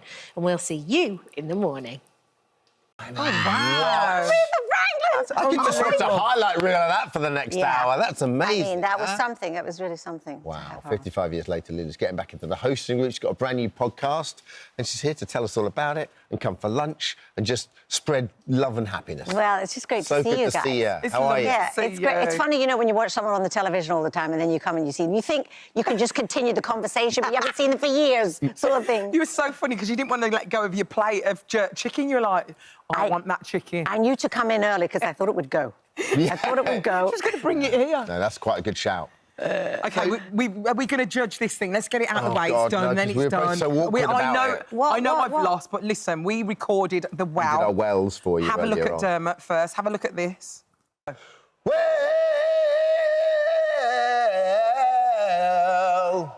was that right? A bit barky. You were on. Really? You were on. So and you have to give this up. I do not want any competition. See, he was good. Do you think he's been practicing? I think he's... No, remember, I've just woken up at this point. OK, I've just woken up. It's early in the morning. Oh, it's tough to do that. Have a listen. Yeah, 5 a.m. this morning. I couldn't even look at the camera. Oh, it's awful. But you didn't finish it. You were absolutely on point. I said and to her. higher than you and I. lost You sang it in my key. I lost confidence. I didn't believe in myself. Well, it's a you've got to tough do some one. work on that, darling. Thank you, But I Lily. don't think much work. I'm OK with you giving it as he won. Well, yes, I don't know that I could just give it to you, really. Let's be fair. But you didn't finish it, so maybe. Yeah, yes, maybe. I didn't. But no, sod off. It's International Women's Day. That's it. I knew this was She's gonna happen. getting it. Now, Listen. let's talk more Lulu. Let's talk about Lily. OK, first of all, podcast. How did it come about? What is it about? Well, it's called Turning Points, and it's really... I have a new management, and they're amazing. So they said, you know, they've been asked, would I do a podcast? And they said, you can definitely talk. You can blether, Lou. But, in fact, it sort of has... It's like combined with the fact that I'm writing a memoir. Yeah. And this memoir is intense. Is it been a lot? It is a lot. It's still not finished. And I've actually gone into therapy because to support me, I'm being as honest and as vulnerable as I can be because I'm actually a private person. Yeah. So for instance, my childhood trauma is very private. I have never really talked about it. So I do talk about that. And I talk about some other things that I haven't talked about. No kiss and tell. No, you know, shaming or blaming. But this is, I mean, I'm 76. Yeah. So if I can't be more vulnerable and if I'm going to start a book, you've got to tell as much as possible. Yeah. So doing that has allowed me to do... It's sort of opened the door for me to do a podcast that's called Turning Points, so that I ask my guests to go deep. A lot of them, the ones I've chosen to speak to, famous, so we know a lot about them. And But they I've don't asked... really go deep normally, though, do they? Back in the day, I can remember. Well, now... They never would go as deep as we go nowadays on podcasts. They get really under the skin, don't they? Well, people, in some ways, it's really, really good to be vulnerable And I mean, I've learned that because my modus operandi, I sing and I do what I do to connect. Yeah. I want to connect to people. I don't want to feel different, odd. And I think as a child, I felt different and separate and odd, and I had issues that I wouldn't talk about. So to be able to talk about your issues, you find that other people have similar issues. And I think that's so helpful. It makes you don't feel alone. Sure, and I bet you're having conversations with people you've known for years, but you've never had these conversations with people you've known for years. I actually have said that probably to most of them. I mean, I did with Boy George. Well, George is easy. George He's such a great open book, isn't he? He never shuts up for a minute. I love him to death, and it's easy to work with him. But then, you know, I've had Brian Cox. I think we dropped the Brian Cox podcast this week. And, you know, went into things about his childhood that he hasn't talked about. Because I really do feel that our childhood, anyway, forms us. Yeah, definitely. You know, and if we have things that didn't work, you know, or anything we need to look at, you can get better, you can grow from your child. You don't have to stay there with some... And I have stayed stuck with certain things that I talk about in the book that I now can relate to with my guests on Turning Point, the podcast. And it's sort of like everything seems to be full. And then I now have a charity. I have a trust called Lulu's Mental Health Trust. And that all comes about from actually getting older, getting, you know... Wiser. You know, hopefully wiser. But they say that, don't they? In your later life, you should give back, and that's a lovely way to do it. There you are. You're in that... Well, Denzel Washington, it's learn, earn, return. Return. That's a really sweet... I love Denzel. Well, I love Denzel. I've always loved Denzel. You've always just been return. You're so good. But yes, it's true. As we get older, hopefully get wiser, and then you realise, you know, what is it I have to give? What do I have... I mean, I've talked my head off for 60-odd years. But there's a lot of things. I'm so private in certain areas. My mother used to say... Never wash your dirty linen in public. Yeah. And that's how it was looked at then. Back then. But now, it can be helpful. I mean, some people overshare. I gotta watch that. But I think if it's constructive, where you can, relatable, then we can all help each other. So and it's actually, I mean, Brian Cox and I did nothing but laugh. What a great guest, by the way. Here. Well, yeah, I've got Brian Cox, Kristen Scott Thomas, John Legend, and more. But you're used to doing this. You had It's Lulu. Yeah. It was amazing time. You had the stars. I mean, we just you're a say big before star. we finish up, if you wanted to start with it, that is one great black book you're looking at there, isn't it? She's like, I've got a good book. Yeah. I've got, and you know, I can call people, but people aren't always available. But most people I've called, they've said, maybe not now, maybe we'll do it for the second lot. And so it's great. Lou, thank you. Lou's podcast, Turning Point, is available to stream now. Thank you so much for visiting our This Morning YouTube channel. We upload new content every single day, so go ahead and hit that subscribe button, and we'll see you in the morning. Emmy, three-time Tony Award winner. That Oscar's going to come one day. He's now taken the West End by storm at the Kit Kat Club. Yeah, that's right. After making his mark in shows like Kinky Boots and Pose, Billy Porter is now wowing audiences in the Kit Kat Club in the West End's Cabaret. Lovely to have you here, Billy. Lovely to be here. We are honoured. We are absolutely honoured. How's the run going? Are you enjoying it? The run is going great. You know, I haven't been on stage in 8 years. Wow. Oh, so was it a little bit of a shock? My body is, my sweet 55-year-old body is like, what are you doing? But, you know, I'm taking care of myself and going to physio. How are you taking care of yourself? You got some massages? I'm going to visit physio. I'm sitting in hot tubs. I'm taking nice baths. You're not messing around. I have that Theragun. Oh, yes. The Theragun, you know. So I'm everywhere, that guy. Yes, I'm stretching out. I do like those guns. They're good, aren't they? Great, really they're good. Billy, it's a physical role as well, isn't it? Yes, it is. It's almost like a contortionist. It's like you've got this incredible kind of... I don't do it as contortionist-y as some of the others have. Yeah. You got to do it for your 55-year-old body, babe. Yes, and they also tailor it. You know, the great part about this production is that the creative team have set it up so that every person that comes into these roles, it gets tailored to who they are. That's great. And, you know, I'm one of the first, I know Leighton, a black man who played this role. I'm the second black man to ever play this role. Marisha Wallace is the first Black woman in a commercial production in the 60-year history. Yeah. And so when you know, I'm a Black man in Germany, they didn't like us either, but I can't assimilate.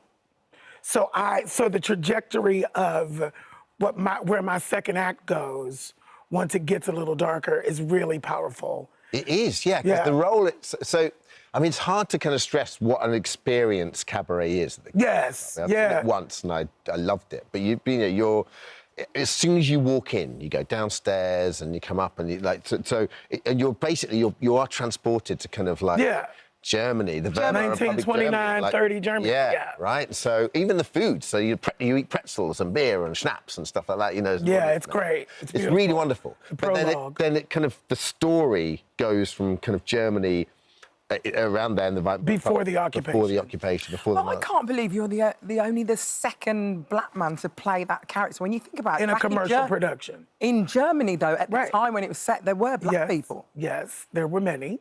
And you auditioned in the 90s for this role as well? I did audition in the 90s for the past, that last revival back in the 90s.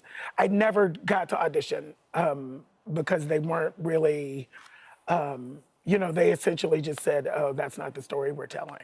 Right. And I was like, no, we were there. And I did my research and I got a book called Destined to Witness, Growing Up Black in Nazi Germany, and I gave it to the entire creative team. And now, all these years later, though, you know, what I always say, my mom used to always say, God's delay is not denial. And now here I am in this moment with Marisha Wallace and Daniel Bauerbach. And now there are 3 Black people in these 3 central characters. Nice. And the story resonates differently. It expands in a way that allows for more people to feel seen. The Nazis didn't like anybody except themselves. So whatever you were in the concentration camp if you weren't them. So it's so interesting. So you're not playing it colorblind. So you're playing it like, so you are playing it like. No, because when you think about it, you know, my character would have fled the Jim Crow South. To go to Europe to where he thought he would be safe. And then you get there and it's, you know, so there's no safety. No, it's just because traditionally the MC is the kind of character that almost symbiotic of, exactly, more from this kind of like everyone's having a great time to kind of almost the corruption and the,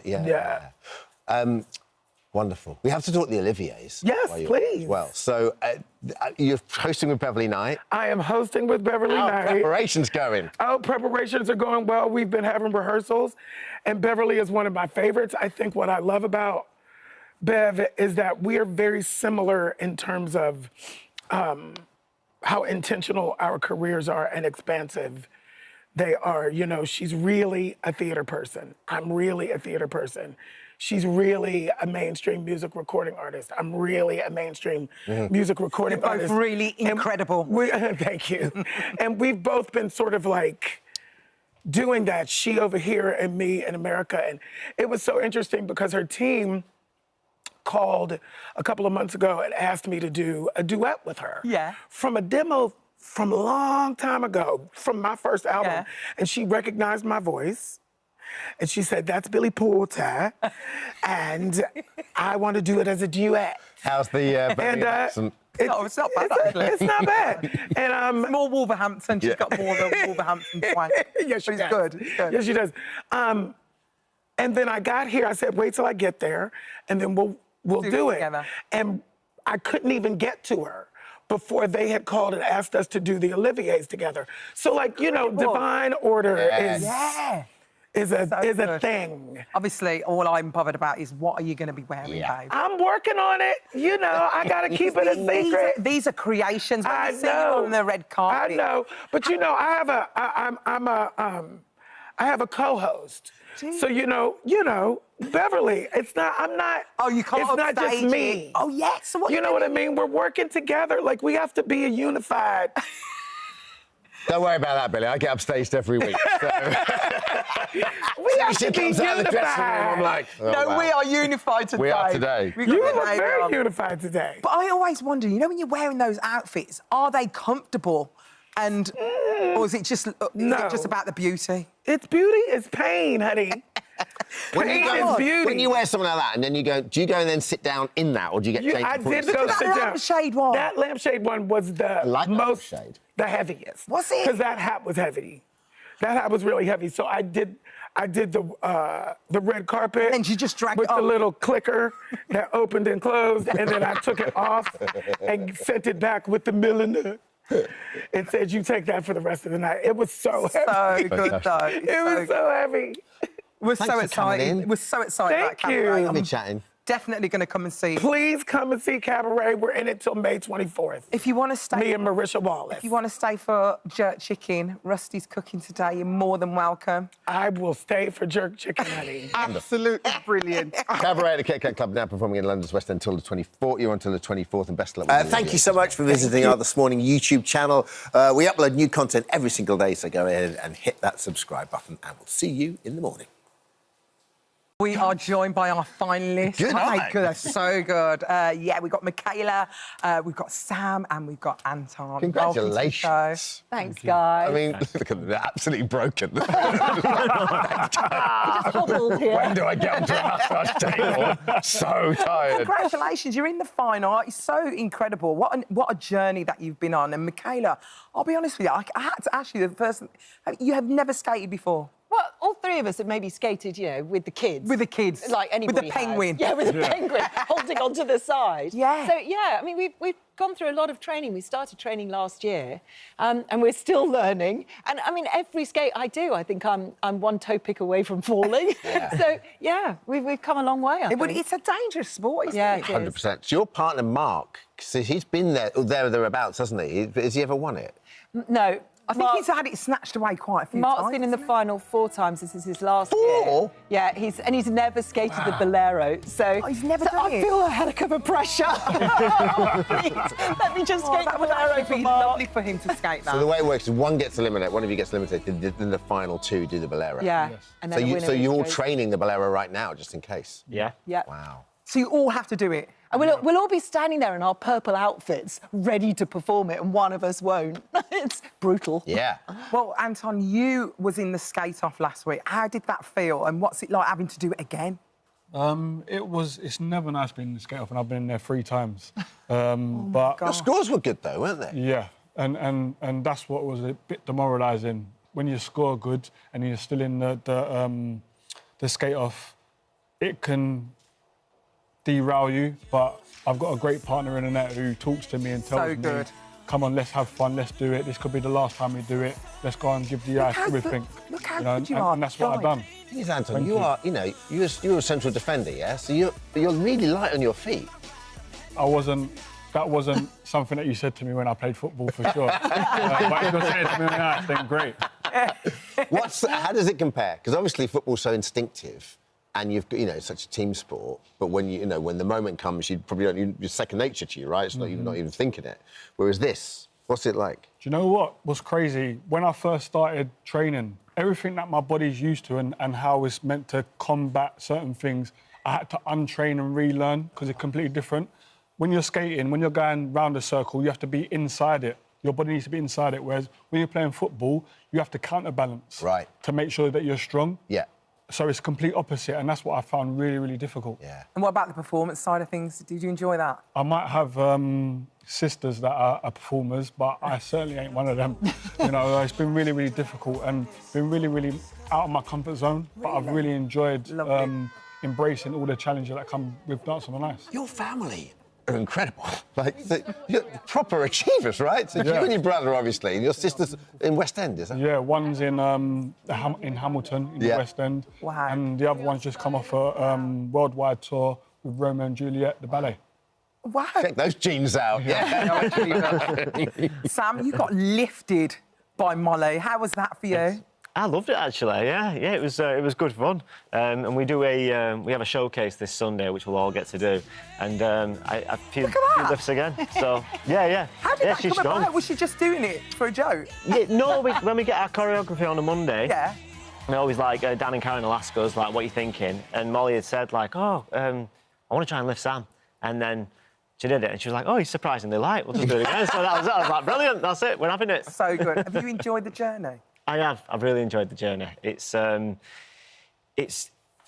because it's just a roller coaster, but I've absolutely loved it, and I think it's really nice to just push yourself out your comfort zone, challenge yourself, and I feel like It's the thing, when you grow up and do something like choreo, and everyone knows you from choreo, and that's your whole life, right? So you must be so comfortable. It must be like. It's so easy for you in many ways, isn't it? And it's a tough job. You've got a lot of lines to learn. But to take yourself out of that comfort zone and put yourself into something like this, was and that to be yourself? Were you relishing that? It's been. I think it's funny though because obviously in Korea I played Chesney and he's got a lot going on and he's luck's not always been on his side. But then you come and do something like this and we've lent into like these characters a lot. They've given from like Movie Week doing Jungle Book and I was Baloo and then I've been that one last week. We've done all these mad characters, and it's been nice to be able to perform in that way because it's something so it's so out of the ordinary for me. How's the shoulder? Because I know you're fine. Is it fine? Everything's it's good. Oh, come on, Sam, none of us are fine. I'm a broken man. But, when you dislocate your shoulder, what happened? Like, does someone? It comes out of your socket. Yeah, but then what? So then they have to put it back in. Do you put it back in? No. We've got a really good physio, haven't we, in Sharon? We're all there on a regular basis. Michaela, basically, we just need Chris Packham to wear a bikini, so this is what we're after, isn't it? You've won the bet now, haven't you? Still on? He did say that he was going to turn up in a sequin leotard, but unfortunately, he's going to Costa Rica tomorrow to film, so he's not going to appear. But he's been incredibly supportive, and he watches it back and analyses it. He's so Packham, invested. It's so Chris. Yeah. Well, listen, don't let him off easy. I want that first. We want a photo, that don't first we? episode of Springwatch. I want to see like him in full You can do sequence. an Instagram post in the bikini. Yeah, he needs to do an Instagram post. Well, listen, we've got some messages for you because it is a big day on Sunday. These people wanted to say good luck. Hello, Michaela. Chris here. I'm rooting for you. The foxes are rooting for you. The badgers, the mice, the stoats, the weasels, the birds, even the slugs are rooting for you, Michaela Strachan. Anton, myself, Kate and the kids, and all the family, actually, we're all proud of you, man. Take care, and I'll be screaming! Come on! Good luck, Sam! You're brilliant, mate. Smash it, mate. We love you. We miss you. We're very proud of you. We're keeping it warm for you. Come on, Chutney. Don't fall over. Don't fall over. Come on, Chutney. Chutney. Oh, nice. Best of luck, guys. Thank you. Thank you. It's going to be amazing. You can catch Dancing on Ice in the final this Sunday, 6:30 on ITV1. Hi, everyone. Just wanted to say thank you for visiting our This Morning YouTube channel. Now, listen, we upload new content every day, so go ahead and hit that subscribe button so you don't miss out. And we'll see you in the morning. It's been 20 years since our next guest completely transformed the way our children eat at school. Back in 2005, Jamie Oliver shone a light on what was really being served up at lunchtime in his groundbreaking documentary series, Jamie's School Dinners. But despite huge changes, 2 decades on, Jamie says work still needs to be done, and he joins us now to tell us more. 20 years. 20 years, Britain. Where did that go? I have Flown by. no idea. But it has really But we've changed got for the the better. pictures to prove it. But it has really changed for the better, hasn't it? It's changed for the better, for sure. I think general standards have gone up across the board. Better and good services is definitely way more common. 24,000 schools, the biggest food system in the country, bigger than any franchise. Yeah. It's a massive responsibility. And I've carried on doing it ever since. And what we have to try and keep doing is making sure they all get better. So there's still, in my opinion, it's not scientific, about 40% of schools are struggling to meet standards.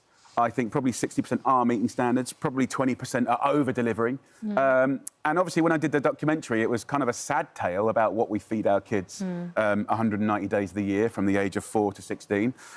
There were standards, governed by law, which were set for dog food, which is classic for Crofts going on, but nothing for our children's food. Isn't that crazy, though, the fact that that was the case? It was very British to regard dogs over our kids. Yeah. Yeah. Yeah. And so we created the first nutritional standards. Yeah. And obviously the banter around turkey Twizzlers came from when we created minimum standards for a meat product. So I got them raised to 65% meat in, say, a sausage or a patty, and anything that didn't qualify for that, and there are all kind of tricks of mechanically reclaimed meats and all kinds of fillers and additives and E-numbers. If they didn't qualify to the standards, they couldn't sell to schools anymore. So I think a lot of the public would never imagine, for anyone that works out there, like there were government contracts 15, 25 years to look after a borough or a county. Massive government contracts for commercial businesses. Can you imagine getting a... When have you had a 25-year contract? It's like, it doesn't extraordinary, exist. yeah. So, yeah, there was a bit of uncovering to do, but ultimately it was about how do we feed our kids? 190 days of the year, breakfast and lunch is pretty much half a child's nutrition for their whole childhood. So, of course, when the state are responsible for that, we have this amazing opportunity to fill our kids up with the good stuff and create a school which is learning, a place where kids get to explore and try new things. I think one of the things that shocked me, though, and it's still, when we look back at it, what you were trying to do was help parents, help schools, and most importantly, help the kids. You were only trying to... It was coming from a really positive place. But the pushback you got at the time... I mean, you mentioned the turkey Twizzlers thing. The amount of vitriol that you faced because you were taking... You were taking this or trying to take this off the menu seems extraordinary. Yeah, I mean, like, normally in life, when you improve something by law and you give them more for their money, you get thanked for it. But no, I got quite a lot of grief about that. But I think now those kids are parents of kids. So I had grief for, like, 10 years. Like, you took away my Twizzlers. But now they've got kids, it's sort of like, oh, yeah, like, it's probably a good idea to not feed them rubbish every day and maybe get some more good stuff into them. But I think more to the point is generally humans or the public's capacity for change isn't great. We don't like change. No. And I guess what I was trying to prove is that we had to change because the pain of not changing was going to be worse. So we're still fighting for child health and we're still struggling with child health. And diet-related disease is still one of the biggest killers in this country. The NHS is still under a lot of... It's all linked. Yeah. Obesity rates are up. We were talking about that. And we've never cooked less than now, and we've never eaten less veg than now. So it's... we're not in a great place, and I just think that school has this opportunity, if it's supported correctly. There's amazing cooks around the country, by the way. And the School Food Awards was actually a different strategy, because instead of telling a story about what was going wrong, I wanted the awards to really amplify and give love and credit to schools, teachers, cooks. So let's talk about this. Yeah, it's the third Good year, right? School Food Awards that you've been doing for 3 years. It's been amazing. So what we're trying to do is share with the country what good looks like, so that parents that are not happy, and there's parents watching now going, our service is not good enough, then we want to show you what good looks like because it's yours to have. The standards are everyone's standards for 24,000 schools. So when we shine a light on schools that are smashing it, and you see like how it is when you have a supportive head teacher, when you've got like a cook and a team that are delivering against all the odds, even with equipment breaking down. Like, so I just want to find those people, and that's where I need your audience's help. Yes. Because today we're opening the floodgates. For nominations. If you have a school food educator, if you've got a cook, a head teacher, a rising star that's doing amazing things in providing amazing food for your kids, please help me celebrate them, pat them on the back, surprise them, give them love. They get prizes, we make little films. And like last year's winners, is amazing because the schools got busier, so now they're turning people away because everyone wants to go to the school. Like, the staffing issues have gone in the school because everyone knows it's a school of excellence. So this little bit of love is really helping the schools, helping the cooks, and, of course, helping the kids. It's great to just celebrate people who really care and who are doing a great job as well. I spent all that time doing sad stories, about, which is important to tell the truth and what's going on, but it's much nicer to celebrate excellence. It's lovely. I was saying to Jamie, I went in the other day into my little boy's school and I met all the dinner ladies and I met Lou, who's in charge. So you got to have lunch with all the kids? And I sat down and had like... Lovely idea. And it was a brilliant idea because it's just acknowledging, wow, you're doing a great job here. These cooks are amazing. Yeah. They do incredible things with hardly any resource. Yes. They're feeding our beautiful kids. It's honestly, if you told chefs you've got to feed 350 people, 1,000 people in 45 minutes, they would cry. Yeah. They are doing... they are really, really doing it. And I think the reason I've carried on doing school dinners in 20 years is because, no disrespect to any government, and I'm completely apolitical, we always consider school dinners like a luxury, not a necessity. And the science, the nutrition, just backs up if we feed our kids right, we can educate them better. Yes. That we know we've proved that their mental educational attainment is better, the results are better.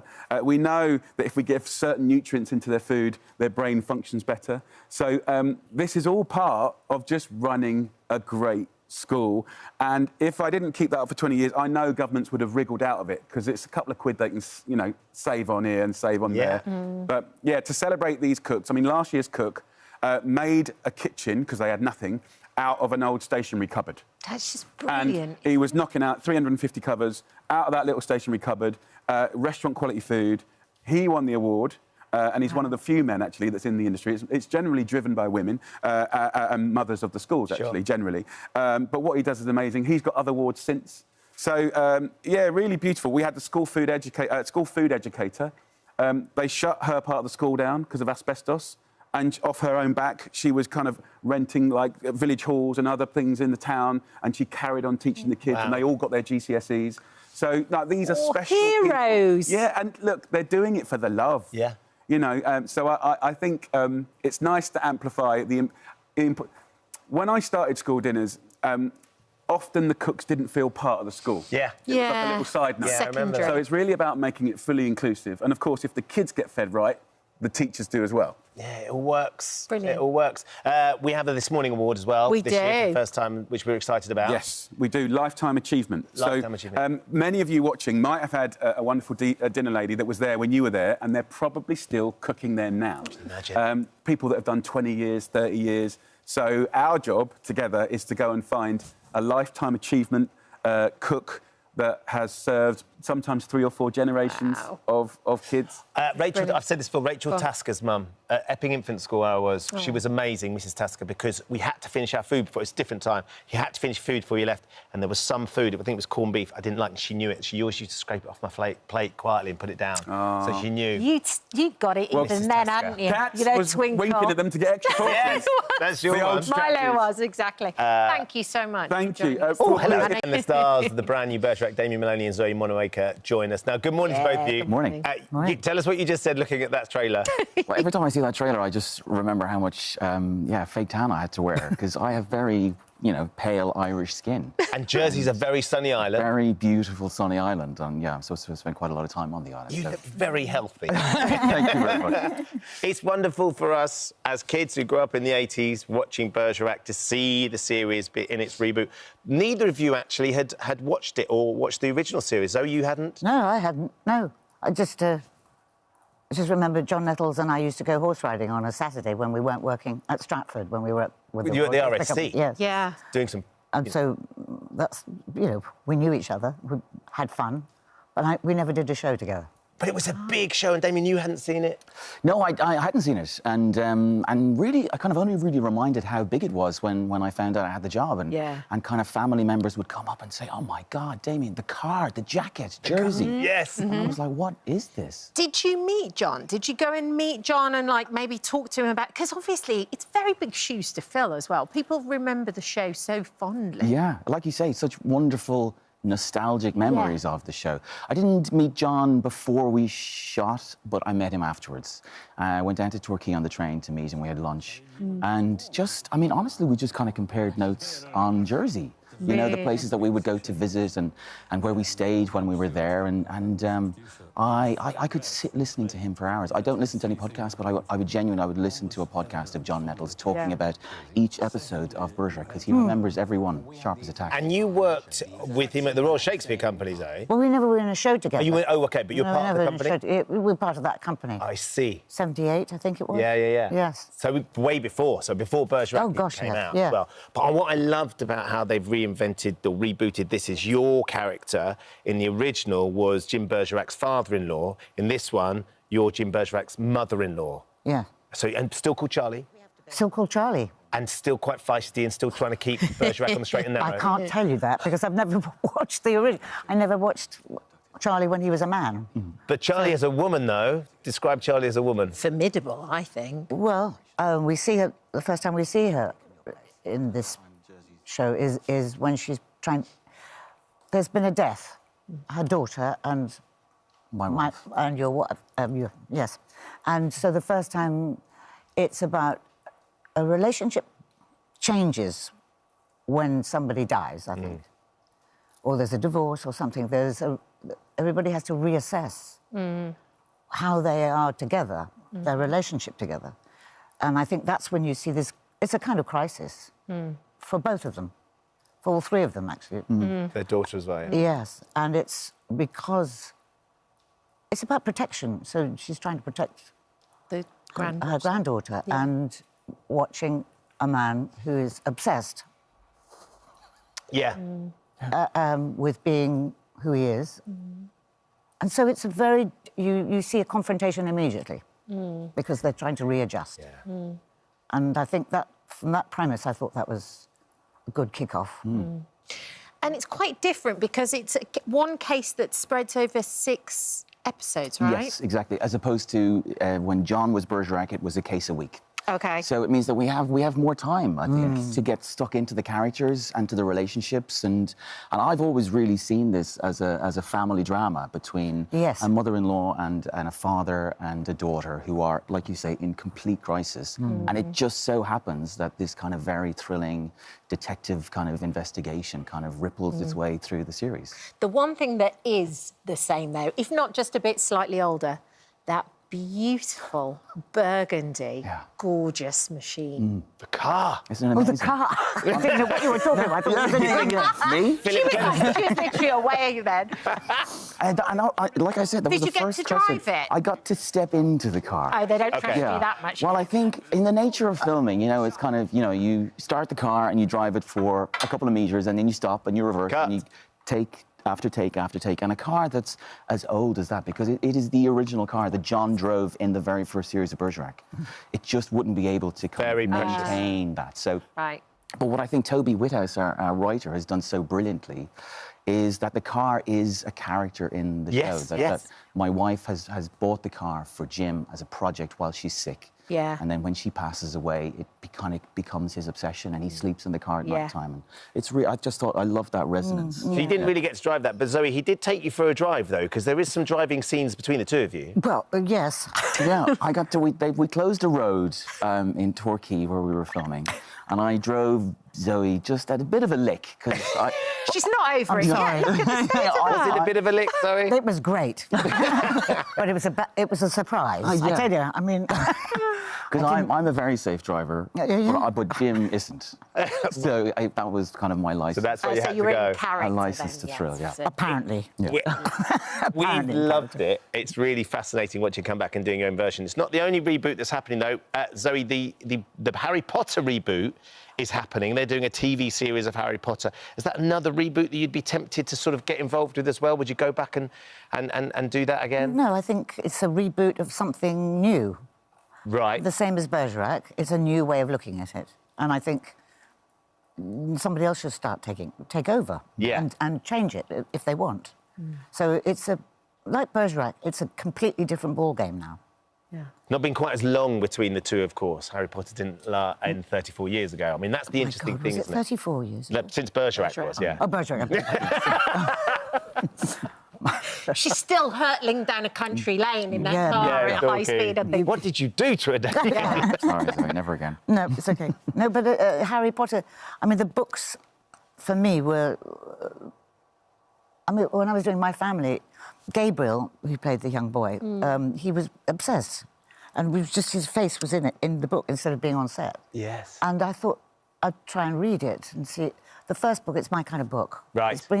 It's bringing magic into the 21st century. Yeah. Which I loved. And so it was fascinating. So I could see why he wasn't... I mean, it was amazing when it came out. And on World Book Day as well, there's going to be lots of Harrys and Hermione's going to school today. Thank you both for joining us. It's a real treat to catch up with you. All the episodes of the new series of Bergerac are available to stream for free on You, or you can watch Thursdays at 9 p.m. on the You and Drama. Oh, hello.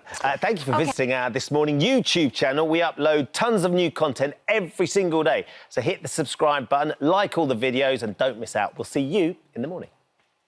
we'll go back to script now. From bringing historical figures like Eva Peron to stage and transforming the story of Shakespeare's Hamlet into an animated cartoon about a lion, there's not much that our next guest hasn't been able to achieve. He is undoubtedly one of the world's most legendary lyricists. Not reasonable, legendary lyricists.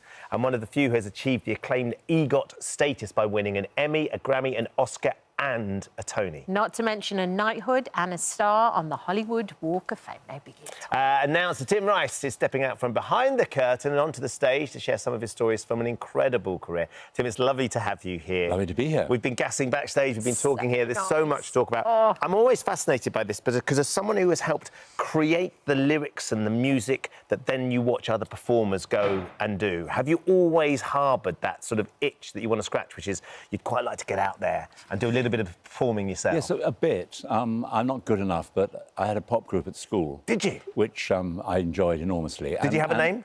Well, we were called the Aardvarks. Well, it was alphabetically on any bill. If there was an alphabetical bill, they were first. We'd be even ahead of ABBA. The Beatles would be. Yeah, not that ABBA or the Beatles were around at the time.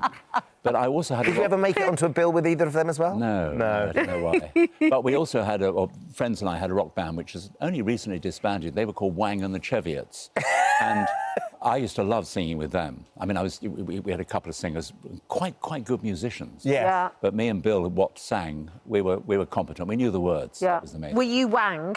There was a great dispute within the band as to who was Wang. In fact, I think that's why we split up. Artistic differences. Yeah, right. Decide who could be Wang or not. So let's talk a little bit about this show then, Tim. Because let's talk a lot about this show. Well, there's so much in it. It's a sort of the history of your career, how you got started, some of the things you've done. I've got 4 wonderful singers, West End singers, and nice band led by Duncan Ward, comes from Sutton Coldfield. Clement supporter. And right. And basically, I tell the stories behind the songs. I mean, there are maybe 20 songs in the show. Fabulous. And people who like musicals, who I assume is my main audience, would probably know 15 or 16 of them. But there's a few flops and a few unknown ones, and I tell the story about the composers I've worked with. I mean, Andrew, Elton John, Alan Menken, Bjorn and Benny. It's a pretty good lineup. Not bad. Of songwriters. I mean, I'm very lucky because if you've got tunes from these sort of guys, you'd have to be pretty bad not to get some sort of success with them. Well, you say that, but what I love, I mean, it's great because you'll be able to enjoy the songs that we all know and love, the really big successes. I'm fascinated by the flops, though, Tim, the ones that didn't make it. Can you give us a little insight to some of the ideas that came around? Well, there was an early version of the song that became I Don't Know How to Love Him, which was a very successful song in Jesus Christ Superstar. And that was originally written as a pop song. And out of context, because Andrew and I, when we were beginning, we were trying to write anything, and Joseph was the thing that really got us going. But we wrote 1 or 2 pop songs which were pretty bad, and they were particularly bad in the words division. But some of the tunes, when it came to writing Superstar, which was a great idea and it was going well, and we lacked a big ballad for Mary Magdalene. And Andrew had this wonderful tune. He said, well, what about this, song, Kansas Morning? And I said, well, I don't think Jesus was ever in Kansas. No, change the lyrics. And so I did, and I wrote, frankly, I said here publicly, a good lyric. Ooh. I Don't Know How to Love Him is a pretty good lyric. Yeah. Yes. Better than Kansas Morning, anyway. A little bit. But the punters who come to the show will hear Kansas Morning. Oh, they'll get a sense of what it would have been. And I Don't Know How to Love Him, so it's not all bad. For me, when we were reading all about you and what you've done, one of the most interesting stories was Joseph. The fact that Joseph was kind of almost an accident. It was never supposed to be this huge West End hit with How did it start off? Well, we'd written a musical, Andrew and I, a rather conventional musical, which wasn't bad. The tunes were actually better than the lyrics, I think. We'd only just met. And the musical had a demo. We made a demo tape of it in those far-off days. And it was played to lots of people, and we didn't really get anywhere with it, quite rightly. But a schoolmaster, a friend of Andrew's, heard it and said, while you two are waiting for your obvious success with this show, why don't you write something for my kids? And that was a bit of a come-down, because we had these dreams of the West End, and we were writing for one concert for 7-year-old and 8-year-old boys. But so we wrote Joseph very quickly, and we wanted it to be fun, and we didn't have to obey any theatrical rules. And we were, by mistake, creating a sort of slightly new style. And The school loved it. It was a big success. It was done again, and gradually and very slowly, Joseph got bigger, and it wasn't a West End hit until after Superstar. Wow. But what it did get us back in 69, 70 was management, an album. I mean, it got us onto the path. The platform began. It's an amazing story, though. It is. Yeah, we were very lucky. I mean, we didn't quite know what we were doing. That's been the story of my career. Wouldn't it be amazing? Do you ever bump into any of those kids that did the first ever version? Yes, I don't recognise them because they're now all 65 and with beards. But one day, not that long ago, in Chiswick, I bumped into two of them on totally separate occasions. Yeah. And people occasionally come up to me and say, "Yeah, I was in Joseph in Colin Court School," and obviously they were.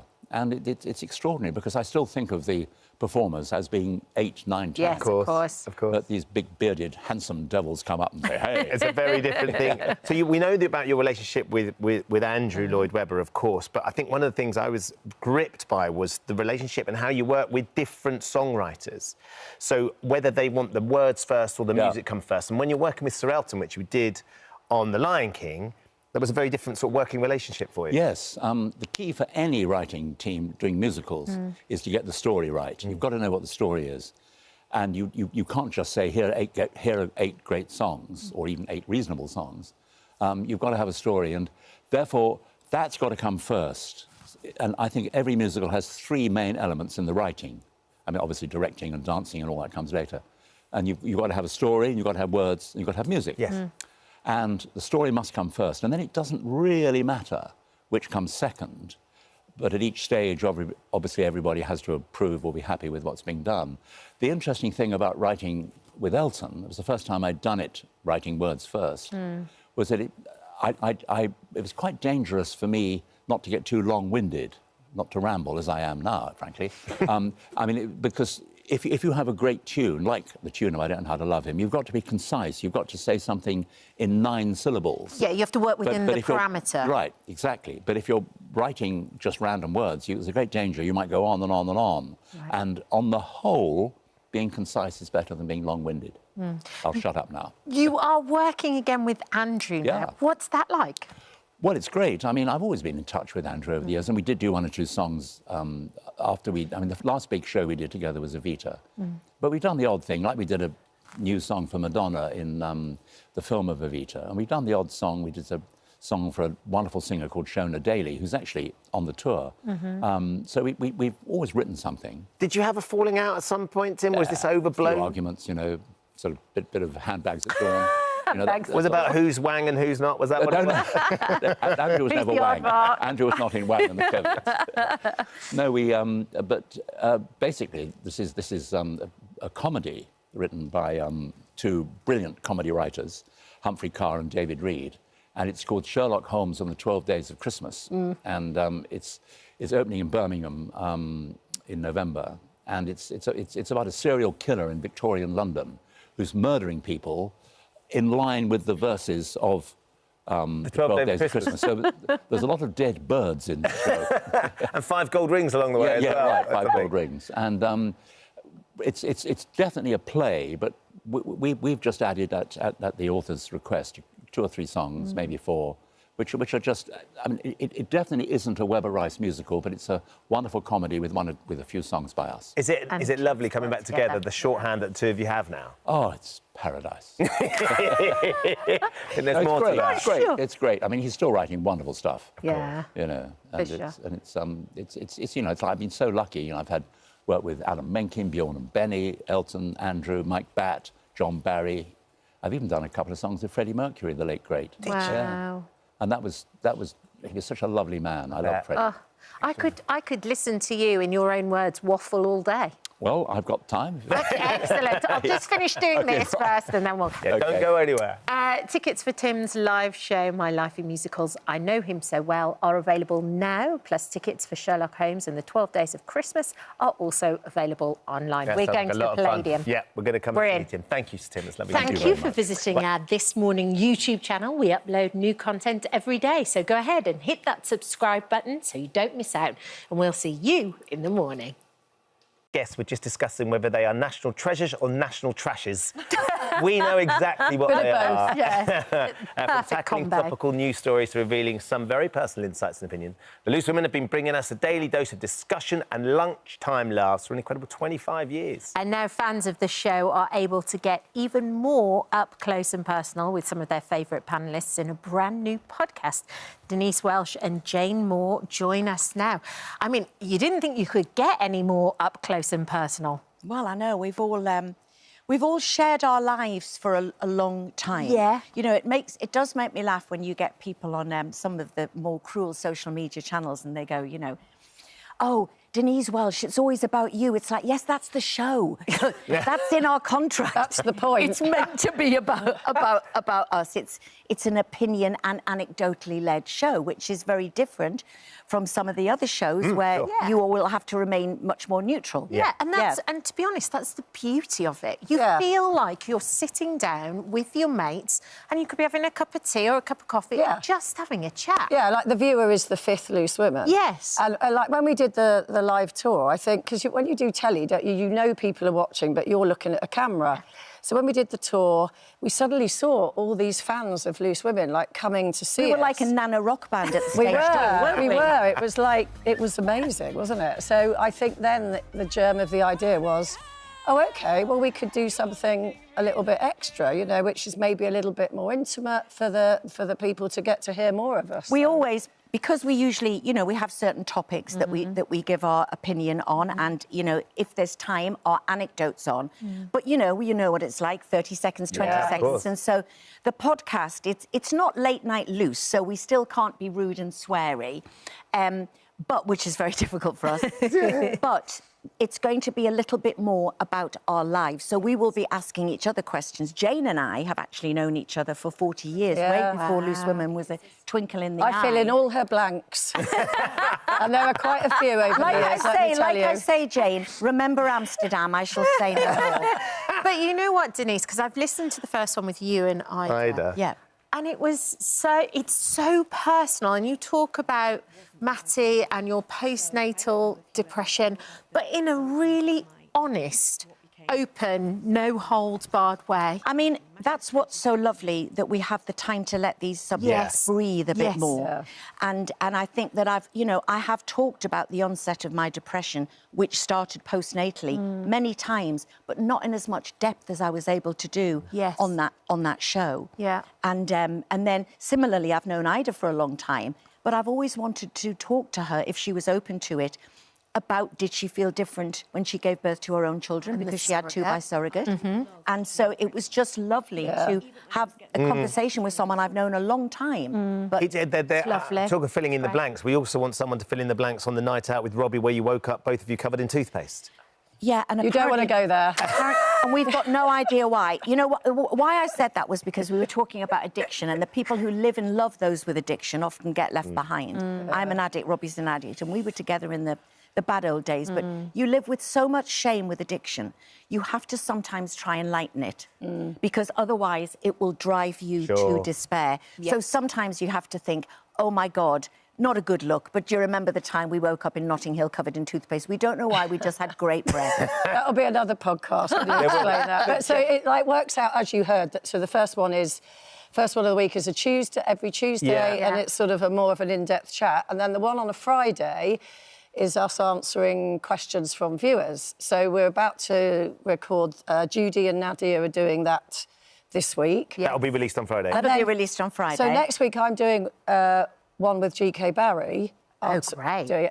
But she informed me, she's 25, and I realised that she was born the day I started doing Loose Women. Yes, because it's 25 years older. The day. Which just makes me feel so old. And I saw that clip you just showed. But that would be fascinating, that I had dynamic. collagen then. Look at... I had collagen. Look at me. Oh, my God. Look at me, I've got the same hair and the same suit on, I think. Oh, my God. Look at the set as well. Oh, so much. I mean, but I think there's an interesting thing, Jane, isn't there? Because as a journalist yourself that has conducted untold interviews, the fact that you can sit down, it'll be GK that you're with next week, and actually the two of you interview each other and chat, but it's long form, and we are very constrained because it's live television. And you can just talk. Breathe, as you just said, you know, because sometimes they will literally say to you, oh, tell your story, you know, tell about your postnatal depression. 30 seconds. Yeah. And you end up sounding like Chip and Dale trying to get it all in before the...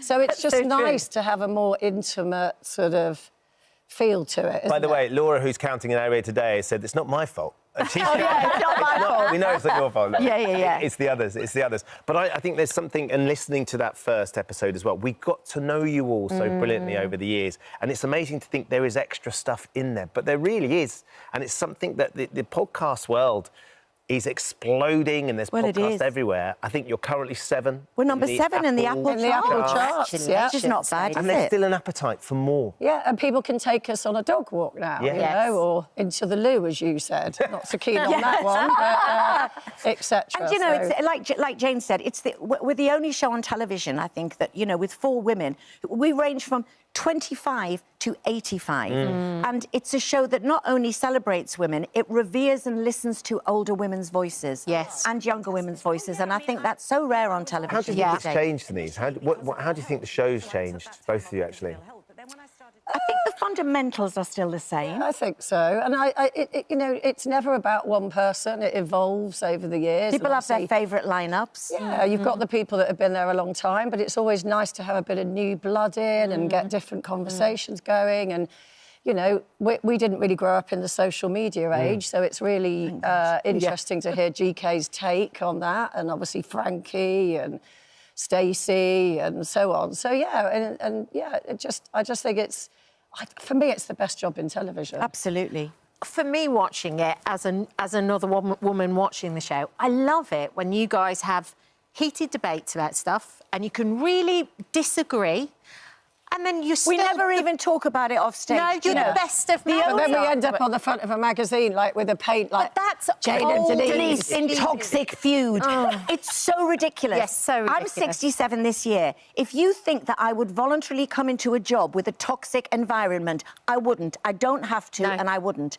We have never had a row in all of the years that we've worked. I mean, me and Carol McGiffin, we used to have some humdingers on there. We never even talked about it when we got off stage. People like to pit women against each other. The reason we're all there, me 23 years, Jane 25, is because we all love women. Yes, and I love watching you just be women as well. But there has been, Jane, I think there's that because of the advent of social media particularly, there's the nuance of having a discussion that can get quite heated, but doesn't have to end up being... And then it gets clipped out of context, That's what's happened. I think there's been a big change. But for me, I just think I just can't worry about that kind of thing. It's like if somebody takes a clip out of context, I'll just put up the context or just not bother engaging.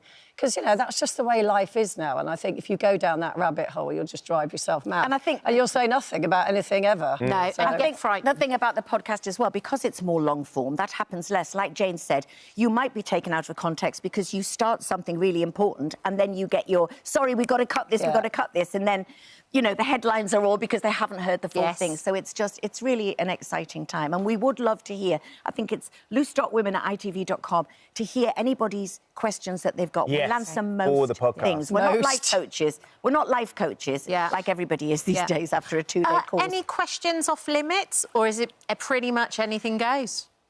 Well, we're not. When we were on tour with the live show, no question was off limits, and that was juicy stuff.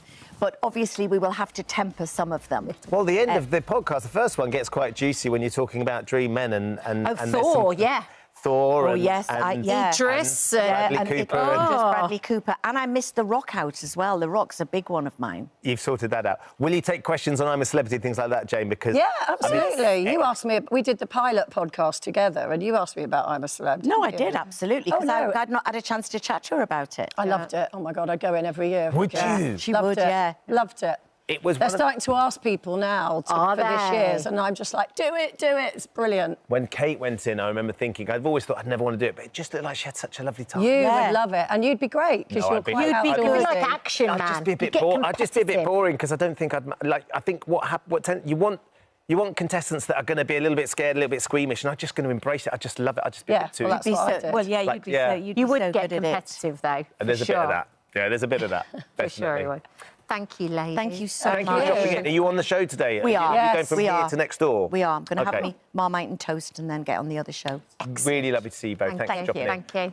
So it's already number 7 in the Apple podcast charts. You can find out why if you listen to the first episode of Loose Women, the podcast, by downloading it. Thank you for visiting our This Morning YouTube channel. We upload tons of new content every single day. So hit the subscribe button, like all the videos, and don't miss out. We'll see you in the morning.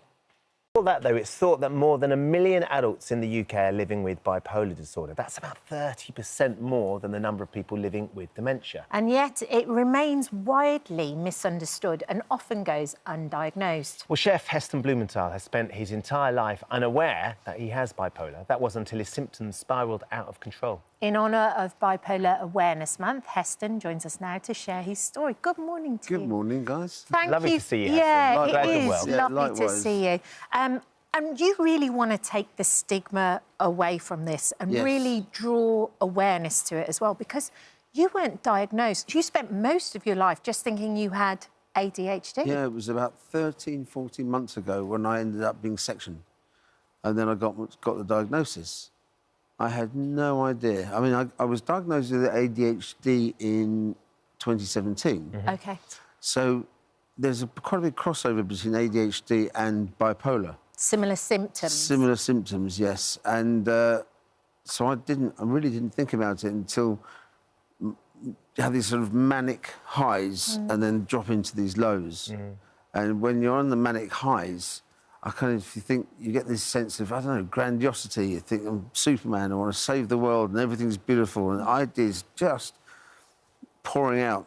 And then something happens and it's a bit like an overactive child that's really having a great time and then someone moves something and then they have a mini tantrum. Yeah. And then you can go into this sort of, let's say, darker moments.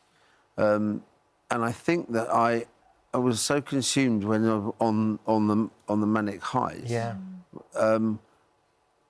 I didn't really think about it that much. And someone asked me now. It was the best thing that could happen being sectioned. My wife had me sectioned. It was very brave of her, though. And I imagine awful for all of you at the same time. Yeah, she didn't know if I'd blame her so much that there was resentment built up, but it saved my life. The best thing that could have happened to me. So I spent 2 months in there, then off on medications that are continually being tweaked. And I can look back and think, blimey, with those highs and those lows, now I'm definitely in the process of stabilising. Yeah. Your career, which we all know, we've been lucky enough to work with you and eat with you in the past, Heston. Best in the world. And of course, there was so much involved in that I imagine that when you look back, some of the symptoms of your ADHD and even the bipolar were probably focused or suppressed because of the hours and the commitment and the effort and the focus that you put into your cooking. I wasn't sure if how much of it was related even to ADHD. I mean, I was so exhausted at one point, this is years ago. I was caramelising a lemon tart. So you get the blowtorch, turn the gas on, press the button and light the blowtorch, and then caramelise it with the sugar. So I turned the gas on, I walked to the hot tap, and I remember thinking, I can't possibly light a blowtorch with cold water. It was like something out of Alice in Wonderland. Wow. But I was that tired, it was sort of delirious. But I don't know if that's because the drive of the cooking, being immersed in that and that imagination and creativity. Yeah. Because you were working 120 hours a week. Yeah. And sleeping 20. 20, yes. I don't know how I did it. Yeah. And, you know, there's a lot of talk about what happens to your imagination and creativity. I can say now, so after the period of coming out of hospital, I was a bit zombified with the medication. Because they have to get the balance, right? To get the balance. There's bit by bit, then returning to you still have highs and lows, but they're nothing like they are before. And the imagination is still there, which is fantastic. I'm back at the duck now. Are you? Yeah. So you're back creating, you're back part of the team, you're back coming up with ideas? Yes. Which must be really, really relieving, a relief and satisfaction. Oh, yeah. Completely.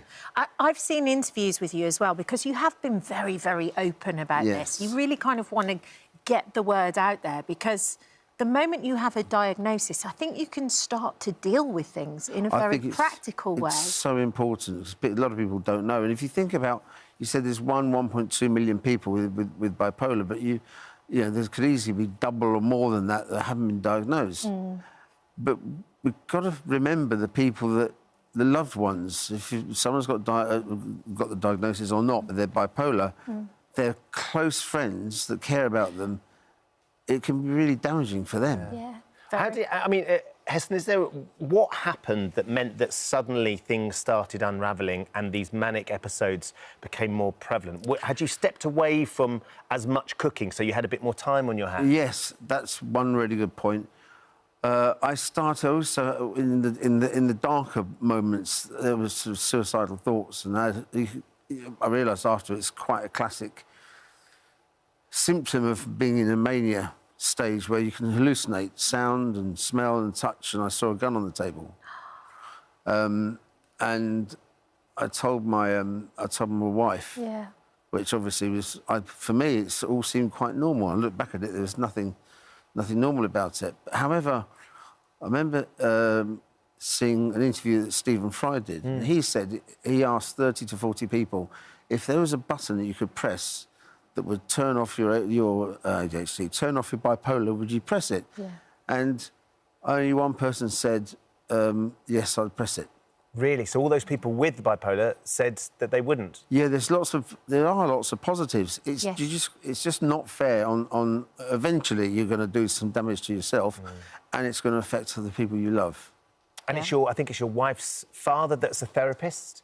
He was involved in mental health. Yeah, so they could see what was happening, and it was your wife that sectioned you. But was it then that the conversation started talking about, look, Heston really needs help?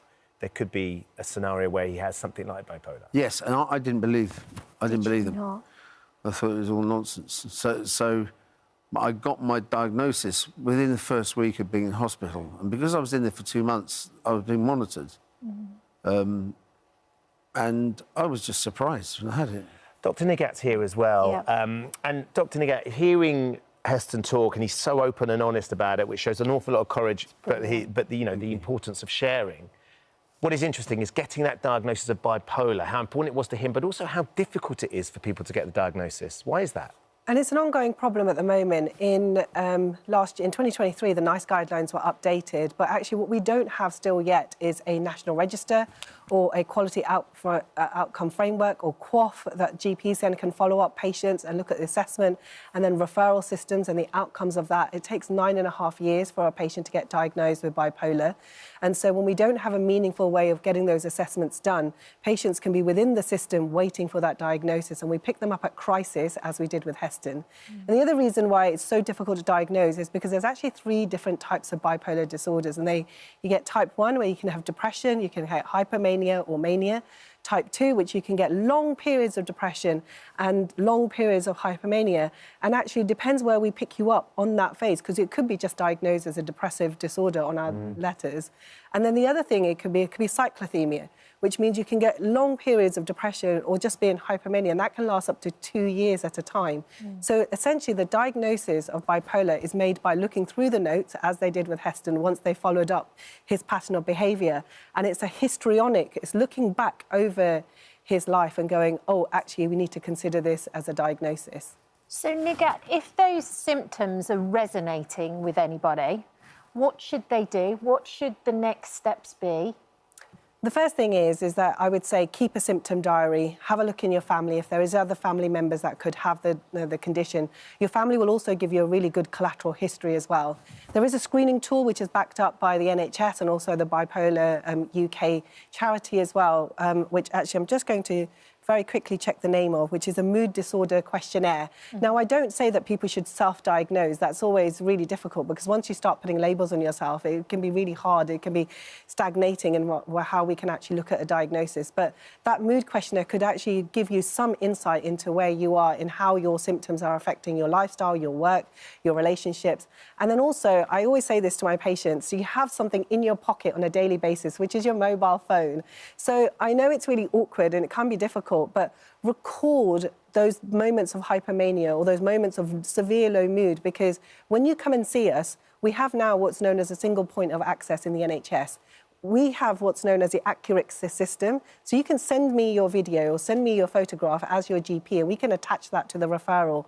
Because the referral system to secondary care, like our psychiatry colleagues, is all based on who needs the most immediate help and etc. So that can be really helpful.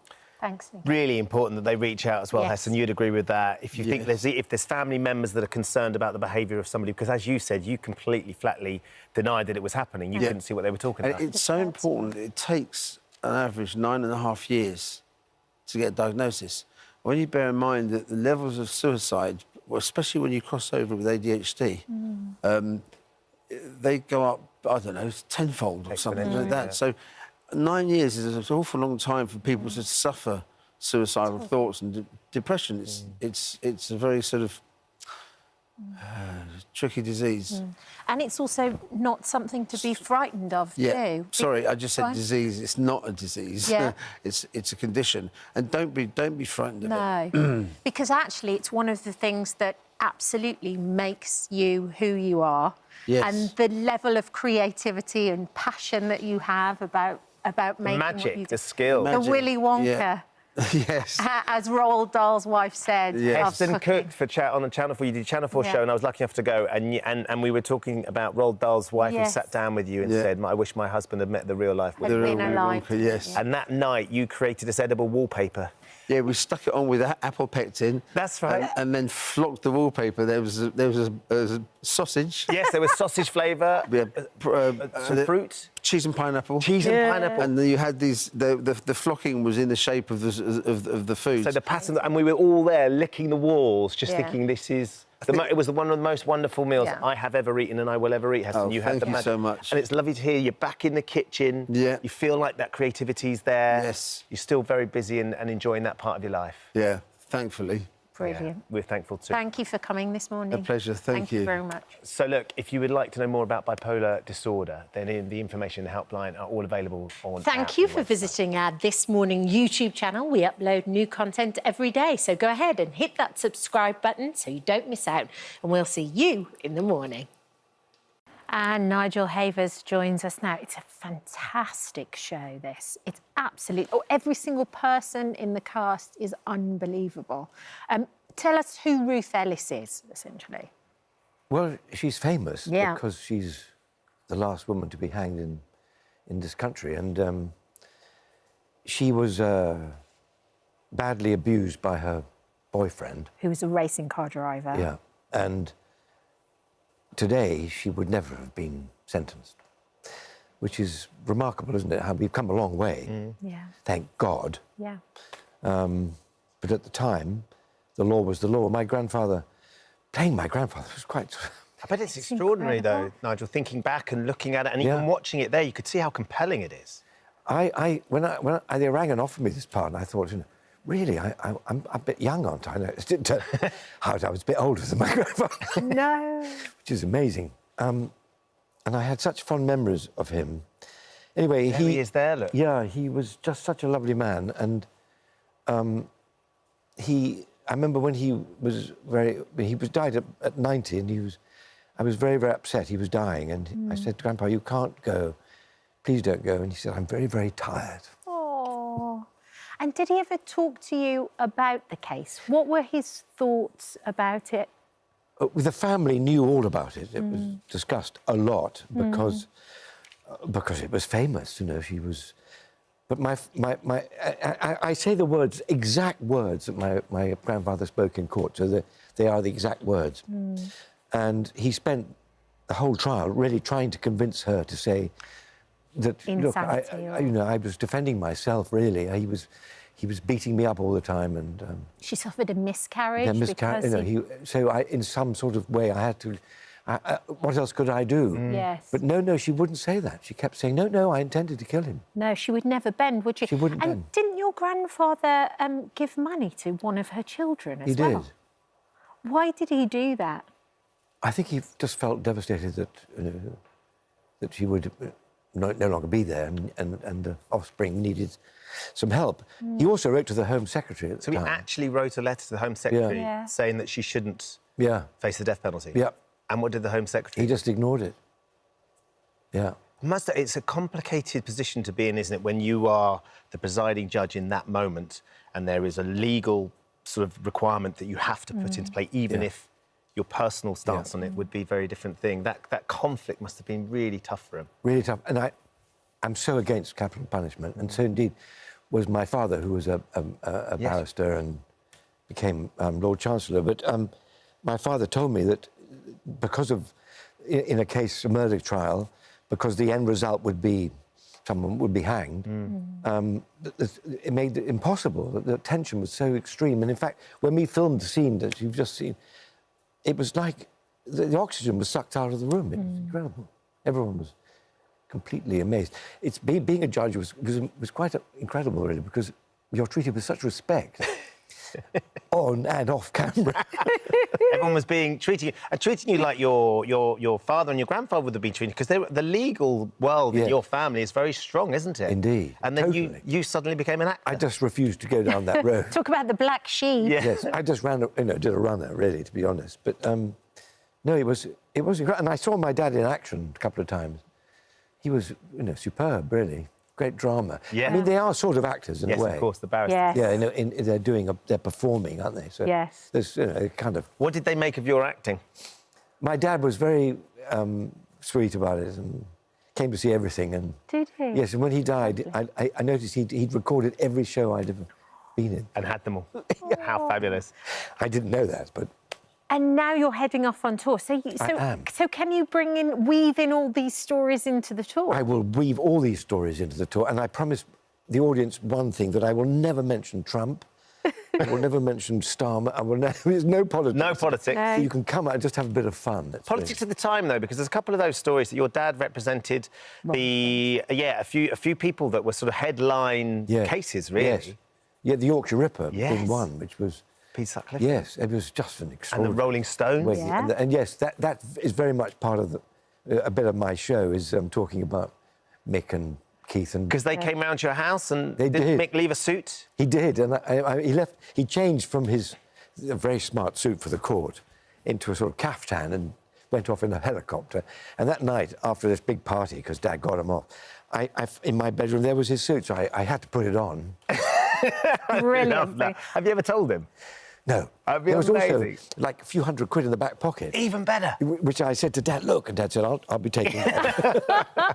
And I have to say thank you for entertaining me and my boys every single year during the... Talking of being so respected on screen and off screen, the panto. It's a blast. It's a blast for us. You I and hope it's a blast for you guys. Oh, it's brilliant. Yeah. You and Julian Clary together it's are become a just thing. Yeah. absolutely brilliant. Yes. And we look forward to the martinis every night. I love the mid-show martinis. You do. It's very so good. 15th of March, the tour starts. In Norwich, and then we go... We can't talk about the name of it because it's not available. Well, it's Nigel Havers talking a lot of nonsense. Talking a lot of nonsense, in another word. Yeah.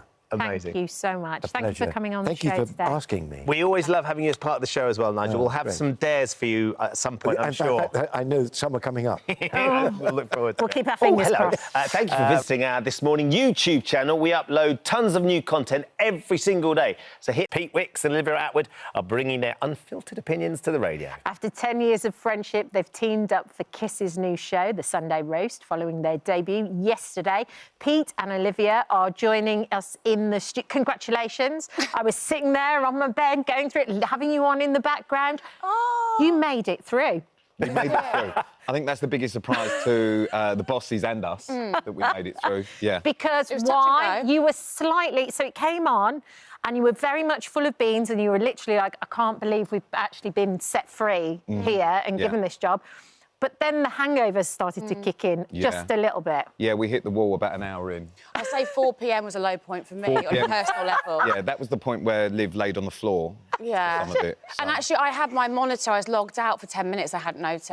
Yeah. So a producer came round, she's like, you haven't got your script up. And I was like, have I not? Yeah. She was like, oh my God. I was just winging it, but We should point out you'd been at the Brits the night before. Yeah, we haven't just got, you know... Yeah. We don't always turn up to work like that. No, that's Yeah, we try and keep professional sometimes, but that was kind of part and parcel of what we were trying to do. For sure. With yesterday. We went to the Brits to try and get gossip to obviously then tell the listeners on the show, and then we couldn't really remember much of what had happened. No. So that kind of negated that part of our mission. Your highlight was Jared Leto. Oh, 100%. Yeah. I Why? didn't Why realise. so? Do you have a man crush on him or Absolutely. something? Who doesn't? Is he Did you not not just the see coolest the man? inspiration? Did you not see it? I'm like a Poundland Jared Leto.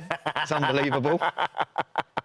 So, and what about you then, Olivia? Favourite moment from the Brits? Sabrina Carpenter, that opening was spectacular. It's also the only bit we can remember. It started really well. Yeah. So look, they've given you your own radio show together. You've been mates for such a long time. It's the first time that you've sort of properly worked together on a project like this, though. Yeah, I don't think you'd call Towie a professional relationship, No. would you? No, probably not. No. No. Yeah, so this is our first thing. We feature on each other's podcasts from time to time, and we've always had a great reaction from the listeners, and people have asked us to do something, and we've always wanted to do a project together. Yeah. It was just kind of what and when. It was finding the right thing for us to do, but Liv is about one of the only people that I could actually work with.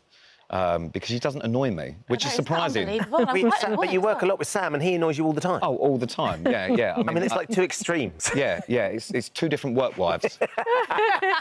And you say that the show is all about avoiding the Sunday scaries. So you're there Yeah. to help people, essentially. Yeah. Yes. Yeah. What are the Sunday scaries? It's that, that feeling What of we went impending through doom. yesterday. Yeah. So either it's a hangover, or it's just like, that kind of that nervous feeling you get before the week, and or you've got school, and you kind of get that feeling of like the weekend's over. Monday's coming. Yeah, so we're there to be your company and basically get through it together. We'll share stories, we'll roast each other. Yes.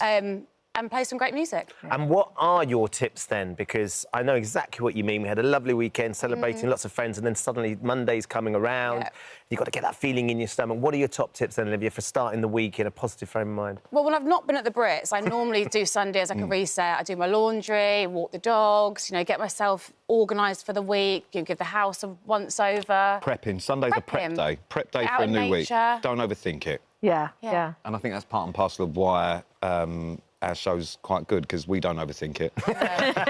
You don't think about much, as No. you can see from these clips. Oh, wow. Wow. Yeah. Brilliant. Woo! Because it's not just. I mean, it is a radio show, people in, but it's filmed as well. People can watch Yes. at the same time. I'd imagine that was quite a daunting task at the morning of a massive hangover from the Brits, Pete. Yeah, my sunglasses didn't come off. I wish I'd thought of The that. entire time. Liv, funny enough, every time I'd look up from the screen, she would progressively sort of look like she was melting even more. Every 10 minutes, you'd look up, the hair was The getting makeup wilder, sliding off the her makeup face. was sliding down. But yeah, it was. It's loads of fun. He was like, you arrived and your hair was like smooth and now it's matted. And I was like, I don't know how or why. We've got to talk a bit about Strictly too. Yeah, let's. Did you have a great time? Or was it slightly terrifying as well, in equal measures? It was absolutely terrifying. Every week I was terrified. I mean, I thought I would be gone in the first week, let alone, as far as... Did as you far as want to be gone in the first No, because I actually genuinely really enjoyed it. OK. Like, genuinely, and which is the biggest surprise for me, because I didn't think I'm not a kind of jazz handsy type of person. Yeah. Really? But then you saw those pink PVC trousers and you're like, I'm in. I cannot go anywhere now without people mentioning pink PVC. Really? I literally can't. It's going to live on the internet forever. Yeah. Have you and I thought think about it your will own haunt me. range? Pete's Pink PVC? I mean, not after that, because we had to cut me out of them. It was a shock. There was a lot of Vaseline. Elstree ran out of Vaseline that week. What about you, Olivia? Would you do it? Have you been asked? I mean... Liv doing Strictly would be my dream, just for, just watching it, because she's all limbs. I don't have any rhythm or I can't dance, but it's... Don't let that stop you. It didn't stop me. It's a fantastic show, so you never Yeah. say never due to those kind of things. But, I think I wouldn't do as well as him. Yeah, imagine a praying mantis dancing. Yes. You made your point 5 minutes ago. That would be thoroughly entertaining. Can we talk about your show, though? Yeah, you Filthy can. Rich. It's brilliant. We've had 4 I or know, 5 of your loads guests of on guests. the sofa, absolutely fascinated by it. They're incredible, aren't they? I mean, I love people that kind of live authentically as themselves, whatever that is, and they own it. Oh, totally. We had a lady on, Busty Granny. Yes. Is like, we had her on the sofa. Incredible. She was such a cool chick.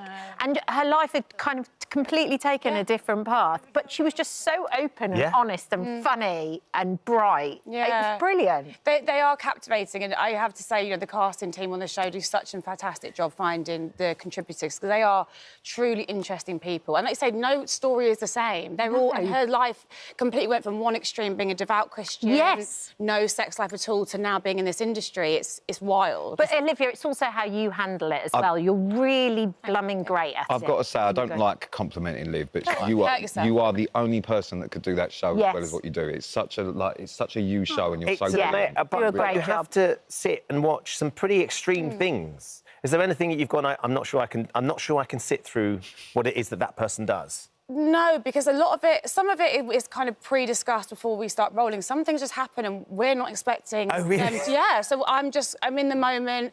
I want to just take every kind of care with that situation and respect that people have trusted me and our crew in the house.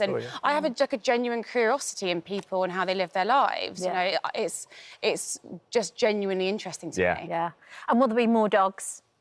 I would love there to be more dogs. It's the best thing I've ever done. It's an amazing show. It's the only thing I've ever wanted to do since I kind of ended up in that. It does show how much you like it. But yeah, no, I absolutely love it. It was such an amazing experience filming for 3 months for that. And so, yeah, I would absolutely love to do it again. Brilliant. Amazing. Guys, thank you for popping in. It's always lovely to catch up. You can listen to Olivia and Pete's news show, The Sunday Roast, every Sunday from 2 o'clock on KISS. You won't be hungover every Sunday. No. Well, we'll see. We'll see. You know, 2 out of 3. Thank you for visiting our This Morning YouTube channel. We upload new content every day, so go ahead and hit that subscribe button so you don't miss out, and we'll see you in the morning. Paloma joins us now. What's it feel like when you see all that? It's quite a lot. Is it nice feeling? It felt like I was expecting Michael Aspel to come out and show my age with the This Is Your Life book. With the book? Just like, and you've done this. Now, please shut up and leave and stop talking. It's like, no, she can't. Now, Paloma, there is a new podcast in town. Yeah. OK, Mad, Bad and Sad. Or I got it. Mad, Sad and Bad. Oh, Mad, Sad and Bad. But yeah. the 3, how did you come up with that one? Well, I just feel like it's been my whole life mostly mad. People have always accused me. Or a bit of bad as well, like... Everyone's waiting for me because of my personality. They're always like, I bet you're naughty, I bet you've done all this stuff. And when they find out that I'm actually quite straight-laced... Very normal. Shocked. But I think because I'm sort of... I forgive myself for being a human being. People are always like, she's mad, she's mental, crazy as a box of frogs. And I'm a bit like, really? What does that mean to you? So I started to ask people, and I've always been obsessed with getting people's stories out of them. Like... People laugh who know me well because whoever I meet, I know their life story. But it's by telling them my own.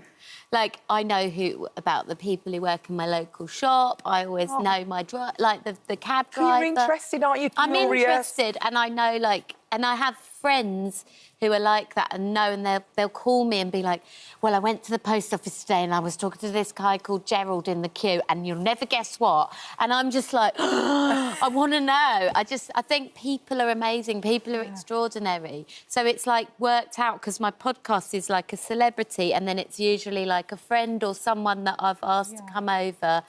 And it's a bit chaos. It's basically just in my house, and my kids have asked people questions, but I don't show them. But like everyone's kind of mucking in. Do you know what? That's what we love about you. Not only have you put out some absolute bangers, OK, you're such an open book, and you feel like because you just look at these celebrities and you think, God, they've got it all, but you are so real about your life, aren't you? Not. Yeah. But we need that though. Yeah. We need someone to tell the truth, how it is. Yeah, when I'm doing the podcast, I feel like it's quite cathartic even for me when you hear, like, I don't know, Mel B or Alan Carr, who was quite resistant at first to tell me anything, but, like, opening up, and I've had Eve, the rapper, like, she got quite emotional. Like, it's just... really amazing. Is that your sofa? I like the leopard print. Yeah, I was literally, that's exactly, I wasn't even looking at Alan Carr. I was looking at the sofa, it's so nice. I mean, he outed you in that, didn't he? He literally said about the fact that you nearly poisoned Adele's dog. You nearly killed it, didn't you, with some lamb?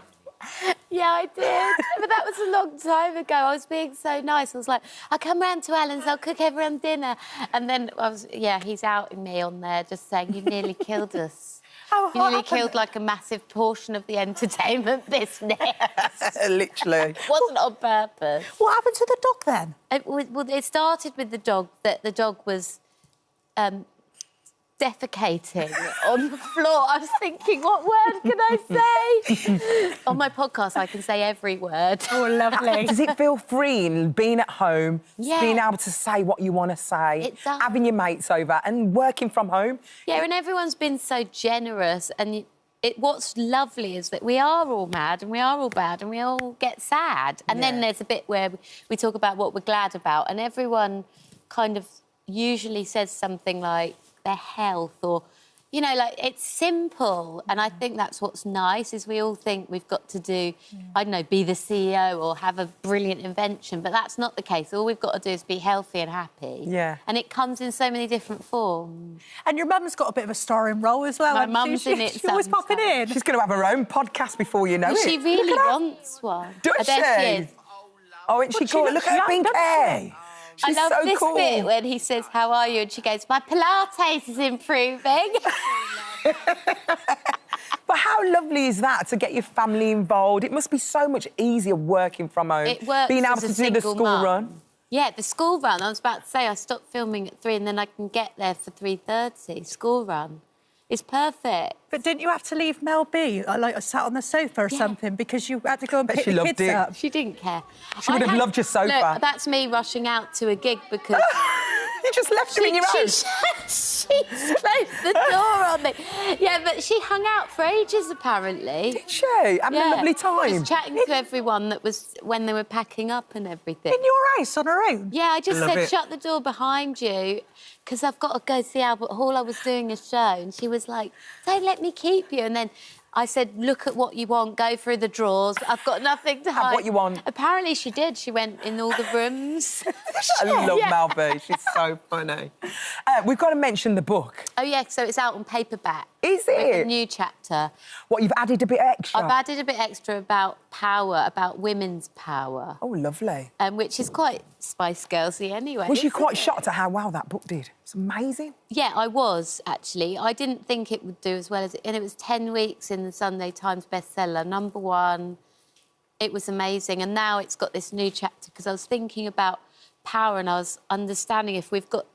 I'm questioning, like, why, if we've got so much power that could benefit all of the global, like, stage, why is it kept small? So it's a bit of a discussion on that. I don't understand why you wouldn't just take everyone's best bits and pool it and make the world brilliant. Yeah, well, we think you make the world brilliant. We really do, yeah. Yeah, you're an icon, an absolute icon. Thank you so She much is. for coming in. You can listen to Mad, Sad and Bad by Paloma Faith wherever you get your podcasts. Thanks for joining us, Thanks babes. for having me. I think you're both amazing. Oh, we love you. Hi, everyone. Just wanted to say thank you for visiting our This Morning YouTube channel. Now, listen, we upload new content every day, so go ahead and hit that subscribe button so you don't miss out. And we'll see you in the morning. Lucy Boynton joins us now. Welcome to the sofa. It's so good to see you. Likewise, thank you. We both watched the show, and my we've got to say, it looked incredible. The way it was shot, it was beautiful. You looked so good as the character. How was it playing Ruth? Incredibly intense. It impacted me more profoundly than I could have anticipated or prepared for. I mean, it took me a year to stop grinding my teeth after filming this. It was hard to let go of because, you know, it's a true story, but also it's still very much a present tense epidemic, domestic violence. So it was impossible to let go of any tension and the kind of the pain of it all. So, but it's a privilege to be a part of telling this story. A lot on your shoulders, a lot of history on your shoulders to deliver right there. She was executed in July 1955, which seems ridiculous. It's only like 60-odd years ago, isn't it? Literally. Like, how unbelievable is that? But can you just explain Ruth to us as a character?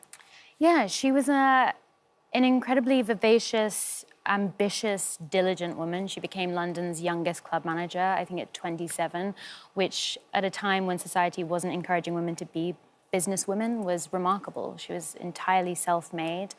And then she was charged with the murder of her abusive partner. And I mean, in the 1950s, you couldn't get a divorce processed in fewer than 6 months because it was seen as permanent. So to take care with something so irrevocable.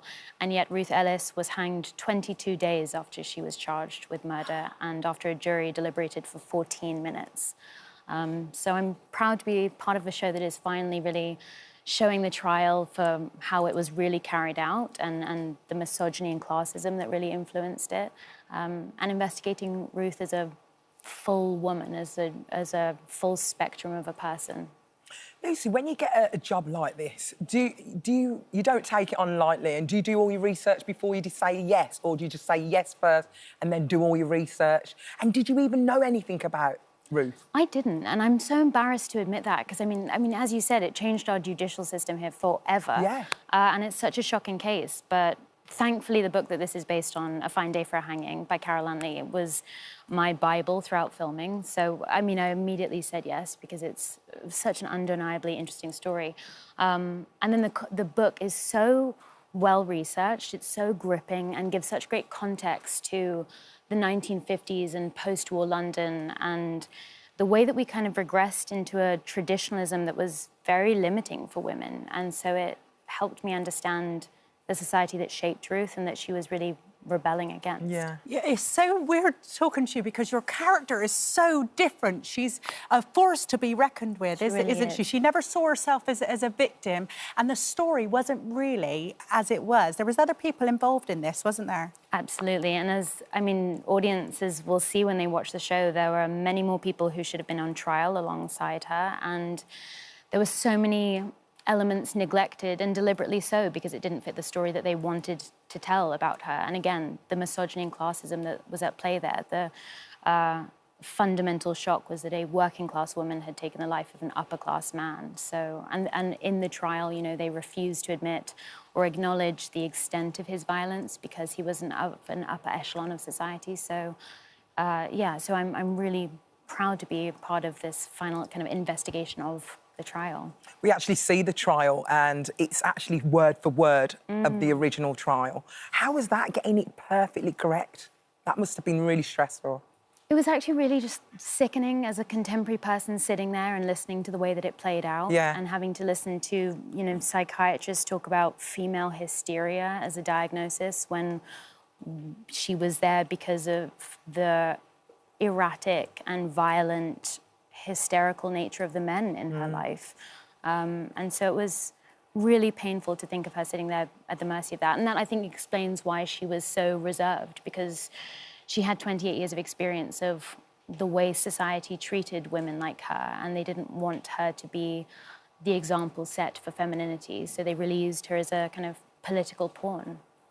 Very much so, because she was abused by a lot of men in her life. She was abused by her dad, her husband, and her boyfriend as well. You've portrayed her so well. Thank you for bringing this to light. What I cannot believe is Nigel Havers. So Nigel Havers plays the judge in the show, but the original judge is his grandfather. Is his granddad, Wow. It was haunting, I think, and also because I think people want to feel this is safely tucked away as a period piece and that we're very different now, but I think having someone on set whose close relative was there and was at the helm of it was very grounding and very haunting. He's incredible, he's it must have been so surreal to be actually playing your granddad in such a historical case. You'd want to get it right, wouldn't you? Oh, yeah. You'd want to get it right. Well, and apparently his grandfather was advocating for Ruth and was writing to politicians to argue that she shouldn't be hanged. So, yeah, there are some people on the right side of history. Well, I heard in our brief that your dream is to be on Gogglebox. Maybe this is going to get you on Gogglebox. It's my dream and also my greatest fear, because, I mean, that is the set of reviews that I'm most anxiously... Who would you not want to be, like, critiqued by? I like the brother and sister. I was about to say Pete and Sophie. They're so funny. Because they're so witty, but, you want them to like your show. They're so funny. Yeah. And also emotional, so, you know, if you get them, you get them. Yeah. God, Lucy, you have done so well in this show. You've really portrayed Ruth Ellis and you've done her so much justice. Thank you so much for bringing this a massive piece of history to the forefront. Thank you so much. Yeah. At least it's over now.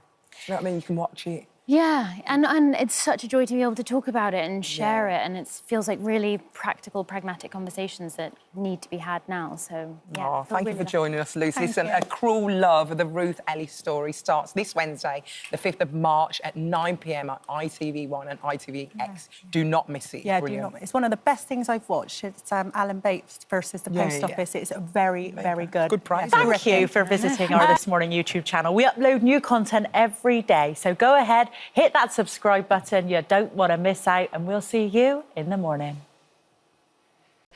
They are officially... I feel quite emotional. Yes, so do I, actually. I really do. Imagine how these guys feel then. Do you feel emotional too? I keep getting quite overcome and overwhelmed with it, really, genuinely. It's absolutely unbelievable. The reaction we've had today is unbelievable. Yeah. It's actually, I bet it is. bigger than us. It's bigger than us. It really is. It's just rolling. Ladies and gentlemen, please welcome Abs, Jay, Richie, Scott and Sean. They are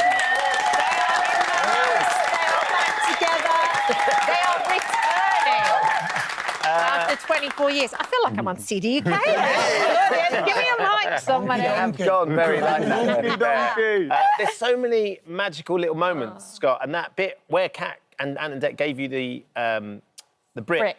And you grabbed it. Oh, my God. And you did that. I mean, there is so much that you all experienced in a very intense, short space of time. Yeah. I imagine it feels a bit surreal looking back at it. It really does. I always explain it like it's... When I watch those videos, it's someone else. I'm watching someone else. It's an out-of-body experience almost. And to be sitting here, and as Rich just said, like the response we've had today online and on radio and stuff where we've been has been phenomenal. Yeah. And it's so exciting and we just can't wait. Just can't wait. Jay, why was now right place, right time, planets aligned, this is the moment? Well, everything's just falling in completely in place with it all. It's just happening really, really naturally. And we all just... It just came the right time when every one of us was feeling doing it. Yeah. You know, it's known in the past I kind of wasn't up to returning to doing anything, and then just life kind of led me in a direction, and it kind of... I just realised that I really wanted to be back on stage with these four dudes, and I wanted to be back with my pals and doing what we all love doing, and be able to do it properly with each other again. Our paths crossed so many times when you guys were doing stuff, and when I was starting out in telly and Kat was starting out in telly, and a few of you are always really full of energy and bouncy, and a few of you are a bit quieter, and Sean, you've always been one of the quieter ones. I mean... Try getting a word in. It's not that easy, you know. But I remember you saying that to me at the time, because there's so much energy. How does it feel sort of putting yourself back into that environment again? It feels amazing. I mean, back in the day, you sort of concentrate on what you feel and how everything's affecting you. Where we are now, you just learn a bit more maturity, where we've just got compassion for what the other person's feeling, and we were all going through things in them times, but you just thought it was you.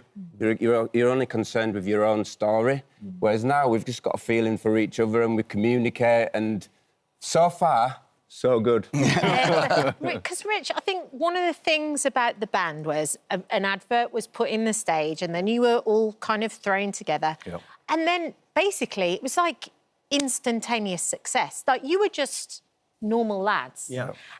And then you got propelled into the spotlight and you kind of didn't have time to figure it out, I don't think, looking from the outside. No, most of us were still at school, literally at school. And I always say it's like strapping yourself to a rocket, and it just took off so fast. The same year we moved in together, we were in the top 10 at, 15, 17 and 21. And then it just kept going, So, yeah, it's a lot for a young mind to take. Yeah. And it does blow your mind a little bit. For anyone to take in, I'd say. But that, and also, though, Abs, that bit where it starts breaking down is tough to get through. I mean, you're all, as dads, we're all grown-ups now, and it's all changed. But what's that journey been like from the flying high and then the lows of what happened? I don't think you can prepare yourself for that kind of an experience or emotional journey as well. And yeah, you can go from one extreme to the other as well in this industry. It can feel like both sides of the pie. And if you've got somebody that can ground you and hold you down, and like these boys, I think we found that in each other along the way. Even though we just met and we all knew, but we've become solid brothers. And to do this with these guys again, like, it was the wildest thing, like the furthest thing from my mind. And to be here sitting on this amazing TV show with you guys doing this again at our age, because we need all the love we can get right now. Pretty amazing. But I think that was one of the things that actually did make people love you, exactly like you just said, was you were a bit rough around the edges. I mean, I'm taking it in a nice way. They were a nightmare. They're a bit rough around the edges. They're a bit naughty. Generous. You're a bit naughty. It's very nice of you to say. I want a list of the top 3 naughtiest things you did, whether people know about them or not. Setting fire to the hotel there was a room. hotel fire. We threw a TV out of a hotel window just because we hadn't done it. Right, OK. That was just the sort of thing you did. Hotel fire, TV out the window. Any fights? Literal. There was a bar fight or something. Only one real one, and that was in a bar in Dublin. When we were there to do our tour, and myself, Rich, and who else was there? It was me. Loads of us. Yeah, I'd and like a lot of to say I the wasn't crew, there. and you know, the usual ribbing started Yes. with like guys who just didn't see us as, you know, we were just normal dudes being given a chance to do something.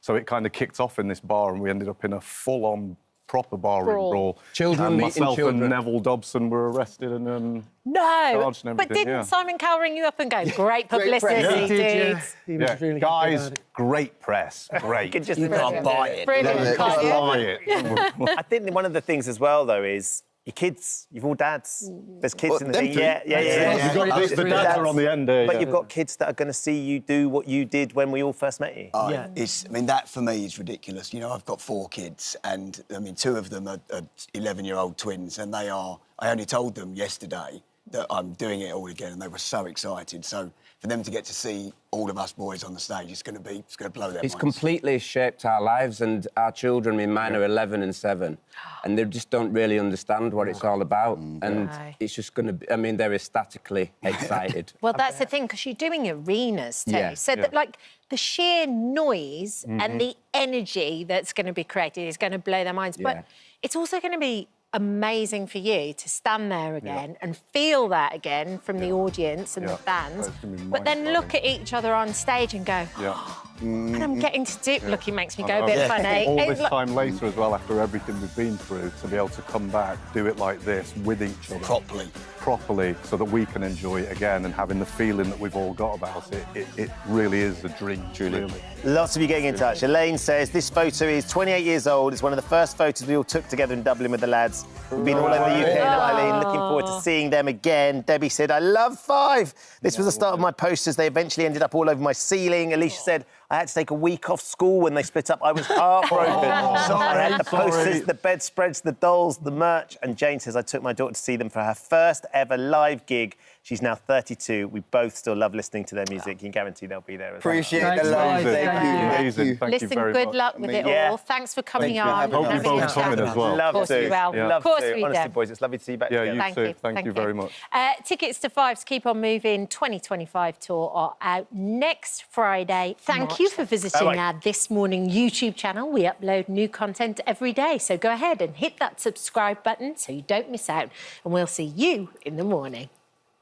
Stephen's here with us now. Dr. Turner will see us. Lovely to see you, Stephen. Wonderful to be here. It's really Nice to interesting listening to the two of you absolutely dissecting what it is that is so special about the series. It's remarkable. I think, you know, Heidi's always been us. Sometimes people come up to Heidi, who's my missus, who writes the show, and they say to her, come on, there must be a kind of formula, a secret. You know what she always says? You know, it's as hard and as easy as this. It's sincerity. My wife means it.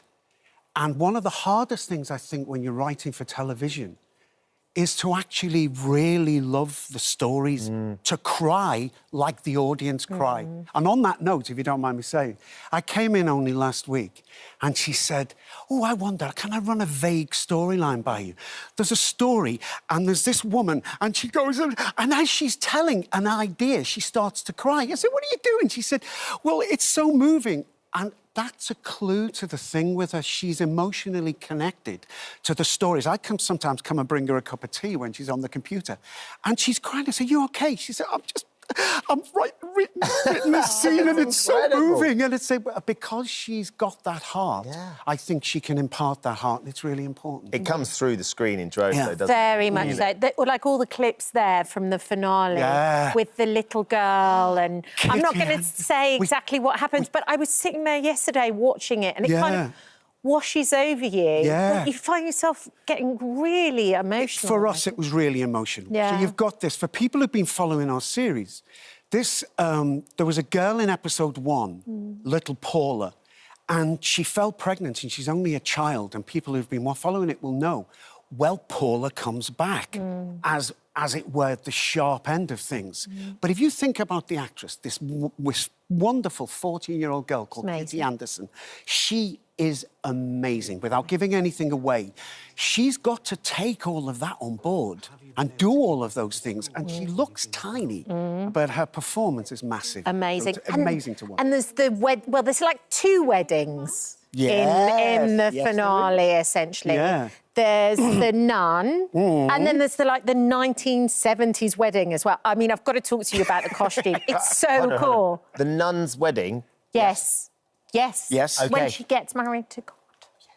That's why are we whispering? I don't know. Everybody knows that that's going to happen. But actually, isn't that the most, because I know you've seen it, isn't that the most beautiful? It's beautiful. But there are things that happen around. We're not telling you everything. No, we're not telling you But there are things that happen around, including, apart from all of those things in the finale, the return of a much-loved character. Because one of the old sisters, Sister Hilda, played by the brilliant Fenella Woolgar, comes back into the series. So you will see her again. So there's a sense of things being rounded up beautifully. But there's also, as you know, with Call the Midwife, there's drama there too. Yeah. There's heartache there as well. And the costumes, I love them. I interrupted you with the other wedding, though, because you were saying that the other wedding was a bit of inspiration from your son's wedding? Oh, yeah, there's one little... What I can tell you, and I'm trying not to give spoilers, but what I can say is there's a sequence on the big day which involves rain pouring down. And my son was married last year, and when we were arriving, it absolutely was in torrents of rain. And I think Heidi drew a little inspiration from that. Yeah. You know, so there's that sequence where when you film it, if you've ever filmed that, you have a rain machine. And so you have the whole of the cast with a rain machine. And you get told you're going to be rained on. And you go, yeah. Yeah, a bit of rain, a bit of water. There's always that first take where horrible cold water comes pouring down on you. But I mean, then you got to smile. Yeah, that was really good. But you know what? I mean, it started off with you being, can you just read this little tiny part for just this one-off thing? Yeah. Cut to 14 series later. You know, Doc Turner's one of the most well-loved characters. It's the weirdest journey, and it's the thing. It always comes back to me, that line of John Lennon's, life is what happens to you when you're busy making other plans.